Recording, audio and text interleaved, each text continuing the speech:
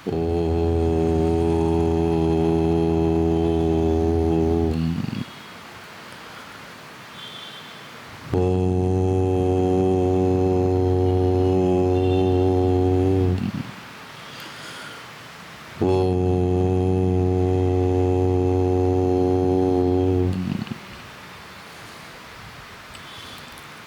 சதாசிவசமாரம்பாம் சங்கராச்சாரிய மத்தியமாம் அஸ்மதாச்சாரிய பரியந்தாம் வந்தே குருபரம்பராம் சமஸ்தஜன கல்யாணே நிரதம் கருணாமயம் நமாமி சின்மயம் தேவம் சத்குரும் பிரம்மவித்வரம். குருர் பிரம்மா குருர் விஷ்ணு குருர் தேவோ மகேஸ்வரः குரு சாட்சாத் பரம் பிரம்ம தஸ்மை ஸ்ரீ குரவே நமः.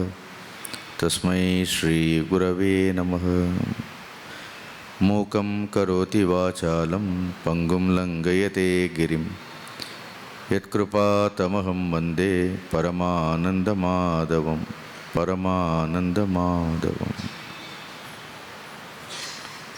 ஹரி ஓம்.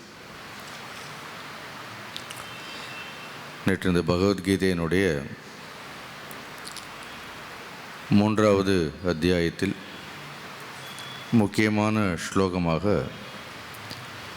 இந்த 30வது ஸ்லோகம் பார்த்தோம். இதில் முதல் முறையாக பகவான் ஸ்ரீ கிருஷ்ணர் அர்ஜுனனுக்கு உபதேசிக்கும் பொழுது ஒரு இறை தத்துவத்தை குறித்து,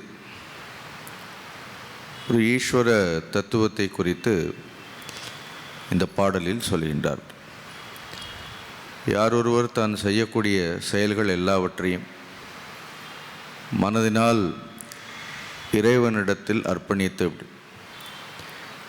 எனது என்கின்ற எண்ணம் இல்லாமல், எந்த ஒரு எதிர்பார்ப்பும் இல்லாமல், பதட்டமும் இல்லாமல் காரியங்களை செய்ய வேண்டும். அது ஒரு மனிதனுடைய ஆன்ம முன்னேற்றத்திற்கு படிப்படிப்படியாக அது வழிவகுக்கும்.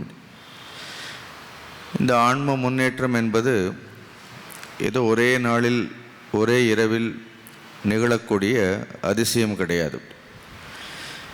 இது ஒரு நீண்ட நாள் நீண்ட காலம் செய்யக்கூடிய அபியாசத்தினுடைய ஒரு விளைவு. அதற்கு எது அஸ்திவாரம் என்று பார்த்தோம் என்றால், மனிதனுடைய நம்பிக்கை தான் அஸ்திவாரம். உயர்ந்த விஷயங்களில் இருக்கக்கூடிய அந்த நம்பிக்கையை பற்றி சொல்கின்றார். அதனால தான் மயி சர்வாணி கர்மாணி சந்நியஸ்ய அத்தியாத்ம சேத்தசா. இதை சொல்லும் பொழுது சாதாரண மனம் கிடையாது. இப்போ ரொம்ப லௌகீகமாக கர்மத்தின் மீது, கர்ம பலன்களின் மீது பற்று வைத்து கொண்டு எப்பொழுதுமே எல்லாவற்றையுமே எதிர்பார்க்கக்கூடிய மனம் இறைவன் முன் நிற்கும் பொழுது கூட எதையாவது எதிர்பார்க்கும். ஸோ அந்த இறைவனிடத்தில் உண்மையான பக்திங்கிறது வராது. ஏன்னா அது அப்படியே பழகி இருக்கிறது எதிர்பார்த்ததாலும். அதனால் அத்தியாத்ம சேத்தஸ் என்றால் ஆன்ம முன்னேற்றத்திற்காக இப்போ காரியங்களை எல்லாம் செய்யும் பொழுது கூட இன்னும் தவிர்க்க முடியாது. லௌகீக காரியங்கள் எல்லாம் இருக்கின்றது. எந்த செயலையும் விடுவதை கீதை ஒரு பொழுதும் அது தூண்டுவதில்லை. கர்மங்களை விட வேண்டும்னு போதிப்பதே கிடையாது. எல்லா கர்மங்களையும் செய்து கொண்டே இருக்க வேண்டும். ஆனால் அதை உயர்ந்த ஒரு நோக்கத்தில் அர்ப்பணித்து செய்ய வேண்டும்னு சொல்கிறார். நம்முடைய நோக்கங்களை நாம் உயர்த்தி கொள்ள வேண்டும் அப்படிங்கிறது தான் கீதையினுடைய முக்கியமான ஒரு உபதேசம். இப்போ இந்த ஸ்லோகத்திற்கு 2வது வரிக்கு குருதேவர் சுவாமி சின்மயானந்த சுவாமிகள் ஒரு அழகான விளக்கம் சொல்வார். அது இன்றைக்கு இளைய தலைமுறையருக்கெல்லாம் கூட ரொம்ப ஒரு முக்கியமான ஒரு உபதேசமாக அவர்கள் இது படித்தால் தெரியும். இந்த 2வது வரியில் 3 விஷயம் சொல்கிறார். நிராஷீர் நிர்மமோ பூத்வா யுத்யஸ்வ விகதஜ்வரக அப்படின்னு பார்த்தோம். யுத்யஸ்வ அப்படின்னா அர்ஜுனனுக்கு அது யுத்தம், நமக்கு நம்மளுடைய கர்மங்கள். அப்படி அதனால் கடைசி வரைக்கும் இன்னும் ரிட்டையர் ஆகணும்னு அவசியம் இல்லை. டயர்டாகாமல் இருந்தால் சரி, அதுதான் ரொம்ப முக்கியம். கடைசி வரைக்கும் ஏதாவது காரியங்களே செய்துட்டே இருக்க வேண்டியதான். Don't get retired. And don't get tired also. செய்துட்டு என்ன முடியுமோ காரியங்களை செய்து கொண்டே இருக்க வேண்டும். அதான் யுத்தியஸ்வ, காரியங்களை கிருஷ்ணர் கூட 126 வருடங்கள் கிட்டத்தட்ட வாழ்ந்ததாக மகாபாரதம் ஒரு கணக்கு சொல்கிறது. 126 வருடங்கள் இருந்திருக்கிறார். எங்கேயும் ஓய்வு உளைச்சலே கிடையாது. எங்கேயாவது ஓய்வு எடுத்துக்கொண்டாரா, ஏதாவது கர்மங்களிலிருந்து விடுவித்து கொண்டாருன்னு ஒன்றும் இல்லை. கடைசி நிமிஷம் வரையிலும் அவர் கர்மங்களை செய்து கொண்டே இருந்தார். ஒரு உற்சாகத்தோடு செய்யணும். உடம்பே முடியலனாலும் ஒரு உத்வேகத்தோடு எப்பொழுதும் என்ன பண்ணணும், ஒரு உற்சாகம், ஒரு உத்வேகம், ஒரு அயற்சி, சோர்வு இதெல்லாம் எதுவுமே இல்லாமல் நாமும் கர்மங்களை செய்து கொண்டு நம்மை சுற்றி இருப்பவர்களே என்ன பண்ண உற்சாகப்படுத்தி கொண்டே இருக்க வேண்டும். அது ரொம்ப முக்கியம். அதனால தான் யுத்தியஸ்வ அப்படின்னு அர்ஜுனனுக்கே சொல்கிறார்ப்பார். எப்படி செய்ய வேண்டும் என்றால், இப்படி காரியங்களை செய்யும் பொழுது இன்றைக்கி காலையில் கூட சொன்னேன், every activity boils down to energy. அப்படி எந்த செயலை செய்ய வேண்டும் என்றாலும் உள்ளே என்ன இருக்கிறது, ஒரு அசாத்தியமான ஒரு ஆற்றல். அப்படி உள்ளே ஒரு ஆற்றல் எல்லாருக்கும் இருக்கிறது இல்லை, அது இயங்கி கொண்டே இருக்கின்றது. இப்போ அந்த ஆற்றல் சில நேரம் உடல் அளவில் இல்லாவிட்டாலும், இப்போ நமக்கு எவ்வளோ வயசானாலும் மனம் வேகமாக இயங்கி கொண்டே தானே இருக்கின்றது. அப்படின்னு உடம்பு வேணால் ஈடு கொடுக்காமல் இருக்கலாம், ஆனால் மனதிற்குள் என்ன இருக்கின்றது, அந்த ஆற்றல் என்பது இருக்கின்றது. முதலில் ஒரு ஆற்றல் இருக்கின்றது அப்படிங்கிறத நாம் உணர்ந்து கொள்ள வேண்டும். அந்த ஆற்றல்களை நாம் பயனுள்ள விதத்தில் அதை பயன்படுத்தி கொள்ள வேண்டும். அந்த ஆற்றல்கள் எப்பொழுதும் ஒரு நேர்மறையான சிந்தனைகள், நேர்மறையான சிந்தனைகள்னு தெரியறது இல்லையா, பாசிட்டிவ்னு சொல்கிறோமே, அது எதிர்மறையாக போகவே கூடாது. அப்படி எப்பொழுதும் நேர்மறையாகனா நல்ல சத்துவமான ஒரு குணத்தின் மூலமாக. மனிதர்களுடைய ஆற்றல்கள் எந்த குணத்தின் மூலமாக வெளிப்படுகின்றதோ அது ரொம்ப முக்கியம். இப்போ நமக்குள்ளே இருக்கக்கூடிய ஆற்றல்கள் எல்லாம், இப்போ பேசுகிறது ஒரு ஆற்றல் தான். அது சத்துவ குணம் வாயிலாக வெளிப்பட்டால் நம்மளுடைய ஆற்றல்கள் மேல் நோக்கி செல்லும்.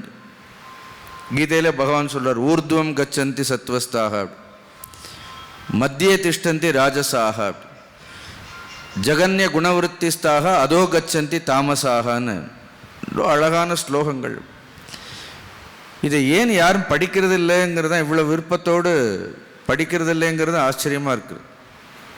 இதெல்லாம் அவசியம் பாடத்திட்டத்தில் ஒரு முக்கியமான பாடமாக வைக்க வேண்டும். எங்கேயோ போயிடுவோம், குழந்தைகளெல்லாம் இன்னும் வெறும் அறிவு மட்டும் இல்லை. இந்த ஆற்றல்கள், உள்ளிருக்கக்கூடிய ஆற்றல்களுக்கு ஒரு நேர்மறையான ஒரு சத்துவ குணத்தை கொடுத்தால் அந்த ஆற்றல்களெல்லாம் மேலே போய்கொண்டே இருக்கும். ஊக்கமும் உற்சாகமும் குறையாது. அது ரொம்ப சாதாரணமாக இருந்தால், சாதாரண எண்ணங்கள் இருந்தால் அந்த ஆற்றல்கள் எது வழியாக போகும் அப்படின்னு சாதாரணமாக போகும். நம்மளுடைய எண்ணங்கள் எல்லாம் ரொம்ப கீழானதாக, ஒரே வெறுப்புகள், போட்டி, பொறாமை, இப்போ பார்த்தாலும் ஏதாவது குறை அப்படின்னு இருந்தால் என்ன ஆகிடும், அந்த ஆற்றல்களும் என்ன ஆகிடும், ஆற்றல்களும் கீழ் நோக்கி போயிடும். ஆங்கிலத்தில் சொல்வார்கள் எனர்ஜி ஃபாலோஸ் தாட். நம்முடைய ஆற்றல்கள் எல்லாம் எண்ணங்களை பின்தொடர்ந்து கொண்டே இருக்கின்றது. அப்போ இதை விரயம் செய்யாமல் இருக்க வேண்டும். அதுதான் இந்த 2வது வரியில் சொல்லும்போது அதை தான் சொல்கிறார். It must be positively used and it must be productively used. அதுலேருந்து என்ன பண்ணணும், ஒரு ப்ரொடக்டிவிட்டி, அது பயனுள்ளதாக இருக்க வேண்டும். பொதுவாக மனிதர்களுடைய இந்த ஆற்றல்கள் எல்லாம், உள்ளிருக்கக்கூடிய ஆற்றல்கள் எல்லாம், ஆற்றலுக்கு ஒன்றும் வயதெல்லாம் கிடையாது. என்ன வயதெல்லாம் உடம்புக்கு தான், ஆற்றலுக்கு ஒன்றும் இல்லை. அது 3 வழியில் விரயமாகின்றதுன்னு சொல்கிறார். அதே தான் நிர்மமோ, நிராஷீர், ஜுவரம், இந்த 3 சொல்கிறார். விகத ஜுவரக, இந்த 3 there are 3 சேனல்ஸ்னு சொல்கிறார். 3 வழியின் வாயிலாக விரயமாகின்றது. இதில் இந்த ஆர்டர் சொல்லும் பொழுது மாற்றி படிக்கலாம். ஃபஸ்ட்டு எடுத்தோடனே நிர்மம, முதல்ல என்ன இருக்கிறது, மமன்னு என்ன சொல்கிறோம், என்னுடையது. இப்போ எதை எப்பொழுதும் என்னோடதுன்னு எதை நாம் தாங்கிக் கொண்டே இருக்கின்றோம், கூட பிடிச்சுட்டே இருக்கிறோம் அப்படின்னு பார்த்தோன்னா, இந்த கடந்த கால நினைவுகள், பாஸ்ட் ஹேபிட்ஸ், பழைய பழக்கங்கள், இன்னும் கடந்த காலத்துலாம் இருக்கக்கூடிய அந்த எண்ணங்களெல்லாம் நம்மளால் என்ன பண்ண முடியல, அதையெல்லாம் இறக்கி வைக்க முடியல. அப்படி கொஞ்சம் வயதானப்புறம் நமக்கு என்ன இருக்குன்னா, கடந்த காலத்தை தவிர ஒன்றுமே இல்லை. நம்ம பெருசாக நிகழ்காலத்தையும் சில நேரம் நினைக்க மாட்டோம், எதிர்காலத்தை பற்றி நமக்கு பெரிய நம்பிக்கைகள். எப்போ பார்த்தாலும் என்ன பண்ணுவோம் அப்படி, யாராவது வந்தாலே உடனே என்ன பண்ணுவோம், உடனே கடந்த காலத்தை பற்றி ஆரம்பிச்சிடுவோம். அதனால தான் குழந்தைகள் நம்மளை பார்த்தாலே கொஞ்சம் பயப்படுறதுக்கு காரணம் என்னன்னா, வந்த உடனே நான் குழந்தையாக இருக்கும்போது 1915ஆம் வருஷம்னு ஆரம்பிப்போம் அப்படி. ஸோ அதில் எவ்வளவோ தவறுகள் நேர்ந்திருக்கும், எவ்வளவோ இருக்கும் அப்படி. ஸோ அதே சுவாமிஜி அழகாக சொல்வார், ரிக்ரெட்ஸ் ஆஃப் தி பாஸ்ட் அப்படின்னு ரொம்ப சொல்வார். ரிக்ரெட்ஸ்னால் ஏதோ கடந்த காலத்தில் நிகழ்ந்த விஷயங்களையெல்லாம் என்ன பண்ணுறோம், அதை நம்மளால் விட்டுட்டு விட முடியல. நம்ம அதிலேயே மனசு என்ன இருக்கும், அதிலேயே போட்டு உழன்று கொண்டே இருக்கும். பாரதி அழகாக சொல்லுவான், சென்றது நீ மூழாது மூடரே, நீர் எப்பொழுதும் சென்றதையே சிந்தை செய்து கொன்றழிக்கும் கவலை எனும் குழியில் விழுந்து குமையாதீர், இன்று புதிதாய் பிறந்தோம் என்று வாழ்வீர்னு. சிம்பிள், சாதாரண விஷயங்கள் தான், உதற முடியாது. அதுதான் நீர் மமன்னு என்ன அர்த்தம். இப்போ என்ன சொத்து நம்ம சேர்த்து வச்ச சொத்து என்னென்ன கடைசியில் மமத்தான என்னுடையது என்னென்னா ஒன்லி தி பாஸ்ட் தாட்ஸ். என்ன பழைய எண்ணங்களையே நினச்சிட்டு இப்படி பண்ணியிருக்கலாம் அப்படி, அதெல்லாம் முடிஞ்சு போச்சு. இனிமேல் கடந்த காலத்தை நாம் என்ன பண்ண முடியாது, கடந்த காலத்தை நாம் ஒன்றும் பண்ணவே முடியாது. அதனால் ஃபர்கெட் தி பாஸ்ட், அதான் நிர்மம அப்படின்னு. திருப்பி கவனத்தை ஆற்றல்களை எதில் விடக்கூடாது, நேற்று பேசினது நேற்றோடு போயிடுதா இல்லையா, அவ்வளோதான். இப்போ இன்றைக்கும் திருப்பி அதே ஸ்லோகத்தை பேசின்னு இருக்க முடியாது, அது முடிஞ்சு போச்சு. அது இன்னும் நல்லா பேசியிருக்கலாம், அப்படி சொல்லியிருக்கலாம்லாம் தோணும், பட் அது முடிஞ்சு போன விஷயம், அடுத்ததுக்கு போகணும். அடுத்து ரெண்டாவது மனசு என்ன பண்ணும் அப்படின்னா நீர் ஆஷா. ஆஷாங்கிறது with respect to the future. எப்படி மமதாங்கிறது கடந்த காலத்தை குறித்ததோ அதே மாதிரி எதிர்பார்ப்புங்கிறது என்ன இருக்கும், எதிர்பார்ப்புங்கிறது எப்போதும் எதிர்காலத்தை பற்றியே இருக்கும். எப்போ பார்த்தாலும் எதிர்காலத்தை பற்றியே நினச்சிட்டே இருக்கும். ஒன்றா கடந்த காலத்தை பற்றிய கவலைகள், இல்லைன்னா என்ன இருக்குது அப்படின்னு ஆன்சைட்டி அபவுட் ஃப்யூச்சர்னு சொல்லுவோம். நாளைக்கு என்ன ஆகுமோ, நாளை கழித்து என்ன ஆகுமோ, என்ன நடக்குமோ, எப்படி ஒவ்வொரு நாளும் நடந்திருக்கிறது, அதே மாதிரி இத்தனை நாட்கள் நடக்கலையா, ஒரே நம்ம எதிர்காலத்தை பற்றி நமக்கு கவலைகள். அதுவும் அவசியம் இல்லைங்கிறார் நிராஷா. அப்படி அதுக்காக திட்டமிட வேண்டாம்னு சொல்கிறாரா, ஒரு திட்டம் இருக்க வேண்டும். இப்போ கூட இந்த 3வது அத்தியாயத்தில் 2 நாளில் முடிக்கணும்னா ஏதோ ஒரு திட்டம் நான் வச்சுருக்கணும். பட் எல்லாமே நாம் நினைக்கிற மாதிரியே நடக்குங்கிறதுக்கு எந்த ஒரு உத்தரவாதமும் இல்லை. அப்படி அதனால் ஒரு திட்டம் போடுறோம், அதுபடி எல்லாம் நடந்தால் நல்லது. அப்படி அதனால் அதிகமாக எதிர்காலத்தை பற்றி நம்ம என்ன பண்ண வேண்டாம், கவலைப்பட வேண்டிய அவசியம் இல்லை. கடந்த காலத்தையும் விட்டுடணும். இல்லைன்னா மனசு எப்போ ஒன்றா கடந்த காலத்தில் ஓடிண்டே இருக்கும். மனசுங்கிறது ஒரு குதிரை மாதிரி டொக்கு டொக்கு டொக்குன்னு ஓடி எங்கேயாவது ஒன்றா. அது கவனித்து பாருங்கள், ரொம்ப இந்த மூமெண்ட் ஆஃப் தாட்டு மாதிரி எண்ணங்களுடைய ஓட்டங்களையெல்லாம் கவனிச்சோன்னு விசித்திரமாக இருக்கும். இப்போ கடந்த காலமும் போயிடுத்து, எதிர்காலமும் போயிடுத்து, 3வது இருக்கக்கூடிய காலம் என்ன, அடுத்து என்ன இருக்கிறது, நிகழ்காலம். சரி, நிகழ்காலத்தில் ஒரு காரியத்தை எதாவது கொடுத்தோட உடனே ஜுரம் வந்துடுறது நமக்கு. அந்த ஜுரம்ங்கிறதுனா உடனே எக்ஸைட்மெண்ட், ஒரு பதட்டம், அப்படி ஒரு பரபரப்பு. அப்படி அது காரியத்தை செய்யும் பொழுது நமக்கு என்ன இல்லை, ஒரு நடுநிலைமை இல்லை, ஒரு நிதானம் இருக்கிறது இல்லை. அப்படி ஒரு காரியத்தை செய்யணும்னா நிதானமாக பதட்டம் இல்லாமல் என்ன பண்ணணும், நன்கு ஆழ்ந்து யோசித்து, அது ரொம்ப முக்கியம். பரபர பரபர பரபரன்னு அப்படி பரபரப்பாக இருந்தால் ஏதோ ரொம்ப பிஸியாக இருப்போம்னு நினச்சிப்போம். அப்படின்னு சில நேரம் அப்படி காட்டிப்பார்கள் எல்லாரும். அப்படி ஸோ ஆங்கிலத்தில் சொல்வார்கள், ஒன்லி எம்டி வெசல்ஸ் மேக் நாய்ஸ்னு. வெறும் காலி பாத்திரம் தான் என்ன பண்ணுவோம், சலசலப்பை ஏற்படுத்தி கொண்டே இருக்கும். நிறைகுடம் எப்பொழுதும் ததும்பாது. சரி, இப்போ ஒரு காரியம் நம்ம கையில் யாராவது கொடுக்குறார்கள்னா என்ன பண்ணணும் அப்படின்னு பதட்டம் இல்லாமல் பரபரப்பு இல்லாமல் கொடுத்த காரியத்தை என்ன பண்ணணும், அதிலே கவனத்தை எங்கே இருக்கணும். இப்போ 1 மணி நேரம் பேசணுன்னா இப்போ நான் கடந்த காலத்தை நினச்சா என்ன ஆகும்னு பாருங்கள் என்னுடைய நிலைமை. இல்லைன்னா நான் நாளைக்கோ நாளை கழிச்சை பற்றி நான் அடுத்த நிமிஷத்தை பற்றி கூட நினைக்கக்கூடாது. இப்போ பேசிகிட்டே இருக்கணும்னா அப்போ நான் எங்கே இருக்கணும், இந்த க்ஷணத்திலேயே இருந்து கொண்டே இருக்கணும். அதனால சொல்வார்கள் பாஸ்ட் டென்ஸும் டென்ஷன் தான். ஃப்யூச்சர் டென்ஸ், அதான் டென்ஸ்னே பேர் இருக்கு, அதுவும் ஒரே டென்ஷன் தான். இன்னொன்று என்ன, ப்ரெசன்ட் டென்ஸ், இந்த டென்ஸ் எல்லாம் டென்ஷன் தான். அப்போ என்ன சொல்ல, ஜஸ்ட் பி இன் தி ப்ரெசன்ஸ்னு சொல்லுவார்கள்.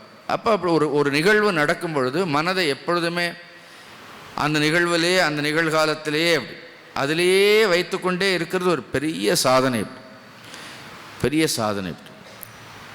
அது ரொம்ப பெரியவர்களெல்லாம் அதை ரொம்ப மனசு. அப்போ நீங்கள் என்ன பண்ணுறீங்க, எந்த ஒரு காலத்தினுடைய வரம்பிற்குள்ளும் வரவிடாமல் பார்த்து கொள்வது. இல்லைன்னா எது மனிதனை கட்டாயப்படுத்துகின்றதுன்னா, மனிதனுடைய மனம்ங்கிற இந்த காலம்ங்கிற இந்த வரம்புக்குள் தான் இருக்கிறது. மனசு கவனித்து பாருங்கள், அதுக்கு காலம்னு ஒன்று இருக்கிறது, எப்போ அது காலத்திலே தான் ஓடிட்டே இருக்கிறது. உள்ள இருக்கக்கூடிய சத்தியங்கிறது காலத்திற்கு அப்பாற்பட்டது. அப்படி இப்போ ஞானிகள் எல்லாம் காரியத்தை செய்யும் பொழுது எப்படி செய்திருக்கின்றார்கள், அவர்களுக்கு கடந்த காலம், எதிர்காலம், நிகழ்காலம் கூட இல்லை. அப்படியே அதே நிகழ்வுலே இருந்து என்ன பண்ணுறார்கள் அப்படின்னா யுத்தியஸ்வ. இப்போ அர்ஜுனன் அனாவசியமாக கடந்த காலத்தை பற்றியெல்லாம் பேசுகிறானா இல்லையா அப்படின்னு. என்ன பீஷ்மர் அப்படி வளர்த்தார்கள், என்னை அவர் துரோணர் எனக்கு சொல்லி கொடுத்தாரு, அதெல்லாம் அவனுக்கு என்ன ஆகுது, யுத்தம் பண்ண வரும்போது கடந்த காலம்லாம் வருது. அப்புறம் இவர்களெல்லாம் இறந்தப்புறம் பெருசு இந்த ராஜ்யத்தை நான் அனுபவித்து நான் என்ன பண்ண போகிறேன்னு அவனுடைய மனம் எங்கே போயிடுது, திருப்பி எதிர்காலத்தை பற்றி இருக்குது. அதனால் அவனுக்கு நிகழ்காலத்தில் என்ன ஏற்பட்டது, ஒரு குழப்பம், ஒரு பதட்டம். அர்ஜுனனுக்கு ஏற்பட்ட இந்த குழப்பம், அர்ஜுனனுக்கு நிகழ்ந்த பதட்டங்களை எல்லாம் பார்த்தோன்னா அவன் போட்டு ரெண்டையும் போட்டு கடந்த காலத்தையும் எதிர்காலத்தையும் நிகழ்காலத்தில் கொண்டு வந்து என்ன பண்ணுறோம். அப்போ நம்ம பெரும்பாலும் நிகழ்காலத்தில் இருக்கிறதே இல்லை. அப்படி சப்போஸ் இங்கேயே உட்கார்ந்துட்டு இப்போ ராத்திரி போன உடனே என்ன சமைக்கணும்னு நீங்கள் யோசிக்க ஆரம்பிச்சிங்கன்னா முடிஞ்சது, என்ன பண்ணணும்னு. அது இந்த நேரத்தில் இப்போ இங்கே இருக்க வேண்டியதுதான். அப்போ குழப்பம் வராது. அப்போ நமக்கு எப்பொழுது இந்த நிகழ்காலத்தை என்ன பண்ணுறோம், தவற விட்டுறோம். எது செய்தாலும் கடைசியில் இந்த நிகழ்காலம்தான் கடந்த காலமாக மாறப்போகிறது. நல்ல ஞாபகம் வச்சுக்கோங்க, நிகழ்காலம்தான் எதிர்காலமாகவும் மாறப்போகின்றது. அப்போ ஒரு மனிதனுடைய கடந்த காலத்தையும் எதிர்காலத்தையும் நிர்ணயிக்கக்கூடிய அந்த விதியை நிர்ணயிக்கக்கூடிய காலம் எது அப்படின்னு இப்போ நான் என்ன செய்கின்றனோ அதுதான் ரொம்ப முக்கியம். இந்த ஒரு தருணத்தை, இந்த நேரத்தை நாம் விட்டு விட்டோம் என்றால் அப்புறம் எதையும் எங்கேயும் போய் என்ன பண்ண முடியாது, நம்ம ஃப்யூச்சரில் போயும் சரி பண்ண முடியாது, கடந்த காலத்தில் போய் எதையும் என்ன பண்ண முடியாது, சரி பண்ண முடியாது. நிகழ்காலத்தில் இருக்கும்போது அங்கே இருக்கிறது இல்லை. இப்படி இது மனிதர்களுடைய மிகப்பெரிய ஒரு பலவீனம். அதனால்தான் சொல்கிறார், நிராஷீர் நிர்மமோ பூத்வா யுத்தியஸ்வ விகதஜ்வரக. நல்ல உபதேசமாக இல்லையா அப்படின்னு.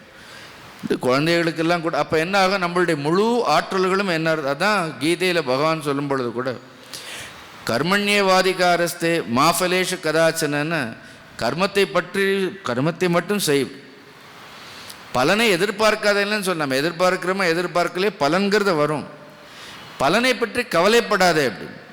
ஏன்னா பலன்கிறது இப்போ அது பலன்கிறது நிகழ்காலத்தில் இல்லை, பலன்கிறது எதிர்காலத்தில் இருக்குது. இப்போ நிகழ்காலத்தில் இருக்கக்கூடியது எது, கர்மம் மட்டும்தான் நிகழ்காலத்தில் இருக்கின்றது அப்படி. அப்போ ஒரு காரியத்தை முழு ஆற்றல்களோடு முழு கவனத்தோடு கடந்த காலத்திலேயோ எதிர்காலங்களிலேயோ சிதறவிடாது அப்படி. இந்த தருணத்தை பயன்படுத்தி கொண்டு ஒரு காரியத்தை செய்யும் பொழுது, ஒன்று சிந்திக்கும் பொழுது நம்மளுடைய ஆற்றல்களை எல்லாம் அதிலேயே செலுத்தினோம் என்றால் நாம் எடுத்த ஒரு காரியத்தில் நிச்சயமாக ஒரு வெற்றியை, ஒரு மகத்தான நிலையை அடைய முடியும். அர்ஜுனனுக்கு சொல்கிறார், அர்ஜுனா நீ வீணாக குழப்பிக்கொள்கின்ற, அதனால் என்ன பண்ண, உன்னுடைய இது எல்லாவற்றையும் என்னிடத்தில் ஒப்படைத்து விடு. இதற்கு பேர் தான் அவர் சொல்ல, இதுக்கு பேர் என்ன, இதுதான் கிருஷ்ண மதம்னே சொல்லிட்டார். மதம், நாம் தமிழில் மதம் மதம் மதம் போம், தமிழில் சொல்லணும் மதம், அப்படி தான் எடுத்தது மதம்னு. மதம்னா மத்தியிலிருந்து வரக்கூடியது, புத்தியிலிருந்து வரக்கூடியது. கிருஷ்ணர் சொல்ல, Arjuna this is my philosophy, இதுதான் என்னுடைய கருத்து, இது என்னுடைய கொள்கை அப்படி. பகவானே சொல்கிறார், இது என்னுடைய அனுபவத்திலிருந்து உதித்தது. ஒரு மனிதனாக அர்ஜுனனுக்கு ஒரு மனிதனாக சொல்கிறார், இது என்னுடைய கருத்து. இதற்கு முன்னாடி இருந்தவர்களெல்லாம் இப்படி இருந்திருக்கிறார்கள், இதுதான் வேதங்களிலெல்லாம் சொல்லப்பட்டிருக்கக்கூடிய மகத்தான ஒரு விஷயம். ஆகவே இதை யார் ஒருவர் பின்பற்றுகின்றார்களோ, அப்போ கீதையில் எதை பின்பற்ற வேண்டும் பகவான் சொல்ல, இந்த ஒரு ஸ்லோகம் முக்கியமான ஸ்லோகம். இதில் சொல்லியிருக்கக்கூடிய விஷயங்களை எல்லாம் யார் ஒருவர் ஸ்ரத்தையோடு பின்பற்றுகின்றார்களோ அவர்கள் உயர்ந்த நிலையை அடைவார்கள். இப்போ கீதையில் இதை பின்பற்றலாமா இல்லையா? அப்போ சில சமயம் கீதையில் ப்ராக்டிக்கலாக ஒன்றுமே இல்லைன்னு, எல்லாமே ப்ராக்டிக்கலாக தான் இருக்குது. ஆனால் அதை ப்ராக்டிஸ் பண்ணணும். ப்ராக்டிக்கலாக இருந்தாலும் அதை ப்ராக்டிஸ் பண்ணணும். இப்போ அடுத்த இதில் அதையே அவர் சொல்கிறார் பாருங்க, இதை எப்படி பின்பற்ற வேண்டும் அப்படின்னு. அடுத்து அவர் சொல்வார், ஏன் மனிதர்கள் இவ்வளோ உயர்ந்த விஷயங்கள் எல்லாம் இருந்தாலும் இதை ஏன் பின்பற்றுவது இல்லைங்கிறதையும் சொல்ல போகிறார். இது எல்லாமே நமக்கு சொல்ல போகிறார். ஏமே மதமிதம் நித்யம் அனுதிஷ்டந்தி மானவாஹ ஸ்ரத்தாவந்தோ ந சூயந்தஹ முச்யந்தே தேபி கர்மபிஹி.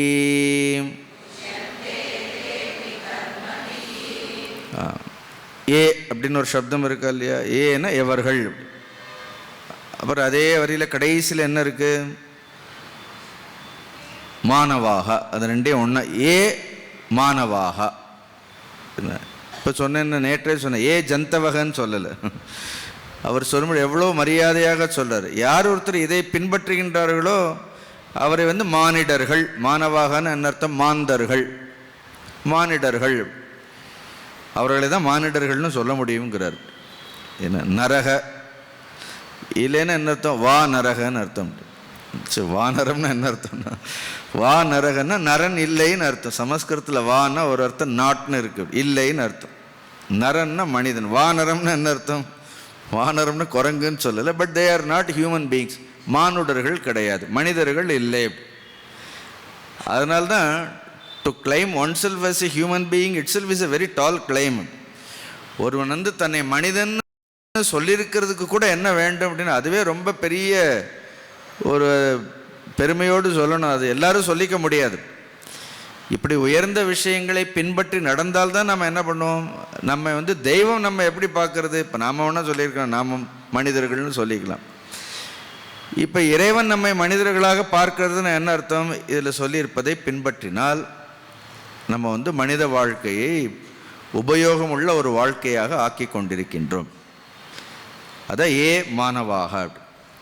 அவர்கள் எப்படிப்பட்டவர்கள் அப்படின்னு பார்த்தா நல்ல கூர்மையான அறிவு படைத்தவர்கள். மாணவர்கள் மாந்தர்கள்னா எப்படிப்பட்ட மாந்தர்கள்னு பாரு, நல்ல தூய்மையான அறிவுடையவர்கள். இங்கே அப்படி சொல்லலை, இது வரைக்கும் படித்ததுலேருந்து பார்த்தோன்னா மைய சர்வாணி கர்மாணின்னு பார்த்து அவர் மானவாகான்னு வந்துட்டார். இது வரைக்கும் விமோடாகான்னு சொல்லிட்டு இருந்தார், அது ரொம்ப கீழே. இன்னொன்று ஒரேடிய தத்துவவித்துன்னு என்ன பண்ணார், அது இன்னொரு எக்ஸ்ட்ரீம். அது இன்னொன்று ரொம்ப கீழே. நடுவில் என்ன இருக்கிறது அப்படின்னு இந்த இரண்டுக்கும் இடைப்பட்ட அப்படி இன்னும் தத்துவ நிலைக்கும் போகவில்லை, அதே நேரத்தில் என்ன இடத்துல மூடர்களாகவும் இல்லை. நடுவில் என்ன, இப்போ தான் நடுவில் வந்திருக்கோம். மானிட பிறவியே நீங்கள் இந்த பிரம்மாண்டம்னு ஒன்று இருக்கு. நாம் இருக்கக்கூடியது ஒரு பிரம்மாண்டம். இதில் கீழே 7 உலகங்கள் இருக்கிறது. போர், அதே மாதிரி மேலே உலகங்கள் இருக்குது. போர், புவ, ஸ்வ, மக, ஜன, தப்ப, சத்தியம்னு மேலான உலகங்கள் எல்லாம் இருக்குது. இந்த பூலோகம் மட்டும் இந்த ரெண்டுக்கும் நடுவில் இருக்கிறது. அப்படி கீழ் உலகங்களுக்கும் மேலான உலகங்களுக்கும் நடுவில் இருக்கக்கூடியது இந்த பூலோகம். நீங்கள் ஒரு வில் பார்த்துருக்கீங்களா? ஒரு வில்லை பார்த்தீங்கன்னா எப்படி இருக்கும்? நடுவில் என்ன இருக்கும்? ஒரு எது இருக்குமா இல்லையா? அந்த மாதிரி இப்படி பார்த்தா ஊர்துலோகங்கள் எல்லாம் இருக்கும். திருப்பி இப்படி பார்த்தா என்ன அர்த்தம்? கீழே லோகங்கள் எல்லாம் இருக்கும். மானுட லோகம் கரெக்டாக எங்கே இருக்கிறது? ஊர்துவ லோகங்களுக்கும் அதோ லோகங்களுக்கும் நடுவில் இருக்கின்றது. அப்படி அது ஆங்கிலத்தில் this is the point of fixation சொல்வார்கள். இங்கிருந்து நீங்கள் நினைத்தால் நீங்கள் மேலேயும் போகலாம். அப்படின்னு நீங்கள் நினைத்தால் உங்களை என்ன பண்ணலாம்? திரும்பி என்ன பண்ணலாம்? திருப்பி எங்கேருந்து வந்தோமோ திருப்பி அதள பாதாளங்களுக்கும் திருப்பி கீழான லோகங்களுக்கும் போகலாம், மேலான லோகங்களுக்கும் போகலாம். இந்த முயற்சி மனிதனுக்கு மட்டும்தான் இருக்கின்றது. தேவர்களுக்கு கூட இது இல்லை. அப்படி மானுடனால் மட்டும்தான் he can ascend to higher worlds. உயர்ந்த லோகங்களுக்கும் போக முடியும், தாழ்ந்த லோகங்களுக்கும் போக முடியும். அதனால் அந்த புருஷார்த்தம், புருஷாக்காரம் அப்படின்னு சொல்கிறோம். புருஷாக்காரம்னா எஃபர்ட், முயற்சி. வேறு யார் இப்போ கீழே இருந்து மானுட பிறவி வருகின்ற வரைக்கும் இப்போ சாதாரண ஒரு ஜீவன் சொல்கிறோம், புல்லாய் பூடாய் புழுவாய் பல்விருகமாய் பாம்பாய் பேயாய் கணங்களாய் எல்லாம் சொல்கிறோமா இல்லையா? ஒரு மானுட ஜென்மம் வருகின்ற வரைக்கும் ஒன்றும் அது இயற்கையிலே என்ன ஆகுது, சாதாரணமாக அடுத்தடுத்து எவல்யூஷனுங்கிறது மானுட பிறவி வரைக்கும் ஒன்றும் முயற்சியே இல்லை, அது தானாகவே நடந்து கொண்டே இருக்கின்ற. ஒரு மனிதனாக பிறந்த பிறகு திருப்பி அவன் கீழான போகணும்னா அது அவனுடைய முயற்சியினால தான். அவன் மேலே போகிறதும் சரி கீழே செல்வதும் சரி அவனுடைய முயற்சி.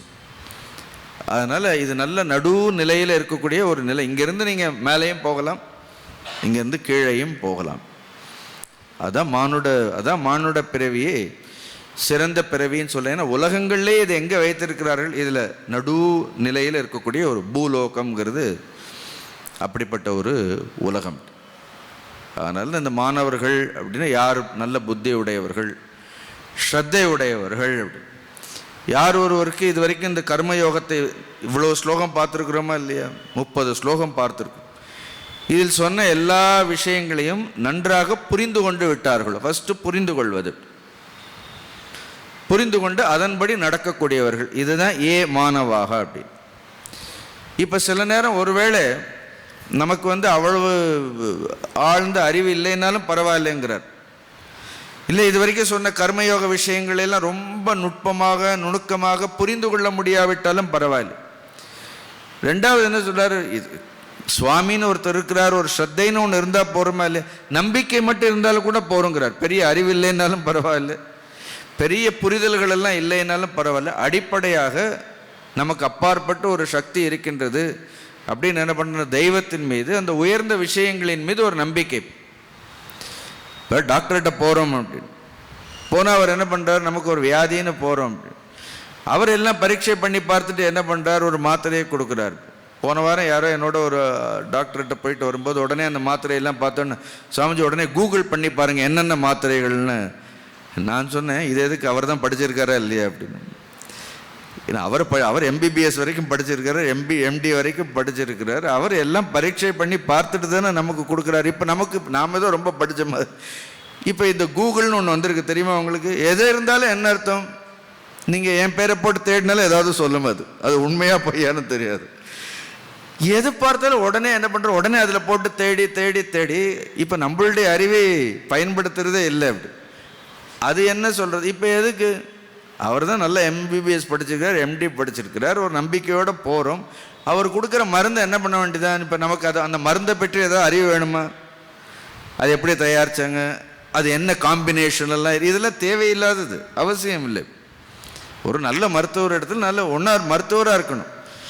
ஒருவேளை நீங்கள் நேர சும்மா மெடிக்கல் ஷாப்பில் போய் ஒரு மாத்திரை வாங்கினீங்கன்னா அதை வேணால் பண்ணி பார்க்கலாம். ஏன்னா மெடிக்கல் ஷாப்பில் இருக்கிறவருக்கு மருந்து கொடுத்து தான் பழக்கமே தவிர அவருக்கு ஒரு மருத்துவருக்கு இருக்கக்கூடிய அறிவுங்கிறது இருக்க முடியாது. இல்லைன்னு சொல்லலை, மருத்துவர் வேறு. அப்போ அங்கே என்ன செயல்படுறது, எப்படி செயல்படுறது, அங்கே நம்பிக்கை மட்டும்தானே செயல்படுறது. அதனால் கண்ணை மூடிட்டு நான் சொல்கிறத கேளுங்கிறார். ஒன்றா என்ன பண்ண, நீயே புரிந்து கொள். ஏன்னா நீயே சொந்த புத்தி இருந்தால் நான் சொல்கிறதையெல்லாம் ஆராய்ந்து அலசி பார்த்து அர்ஜுனா புரிந்து கொள், இல்லைன்னா யூ ஜஸ்ட் ஃபாலோ மீ. ஏன்னா நான் உன்னை தவறாக வழி நடத்த மாட்டேன். சரி, எவ்வளோ அழகு பாருங்க. உன்னை தவறாக வழி நடத்தணும்னு எனக்கு என்ன கிடையாது, எந்த ஒரு உள்நோக்கமும் கிடையாது. உன்னை ஏன் நான் தவறாக வழி நடத்தணும், உன்னை யுத்தத்தை செய்தே ஆக வேண்டும், இவர்களையெல்லாம் கொல்லுன்னு நான் தூண்டலை.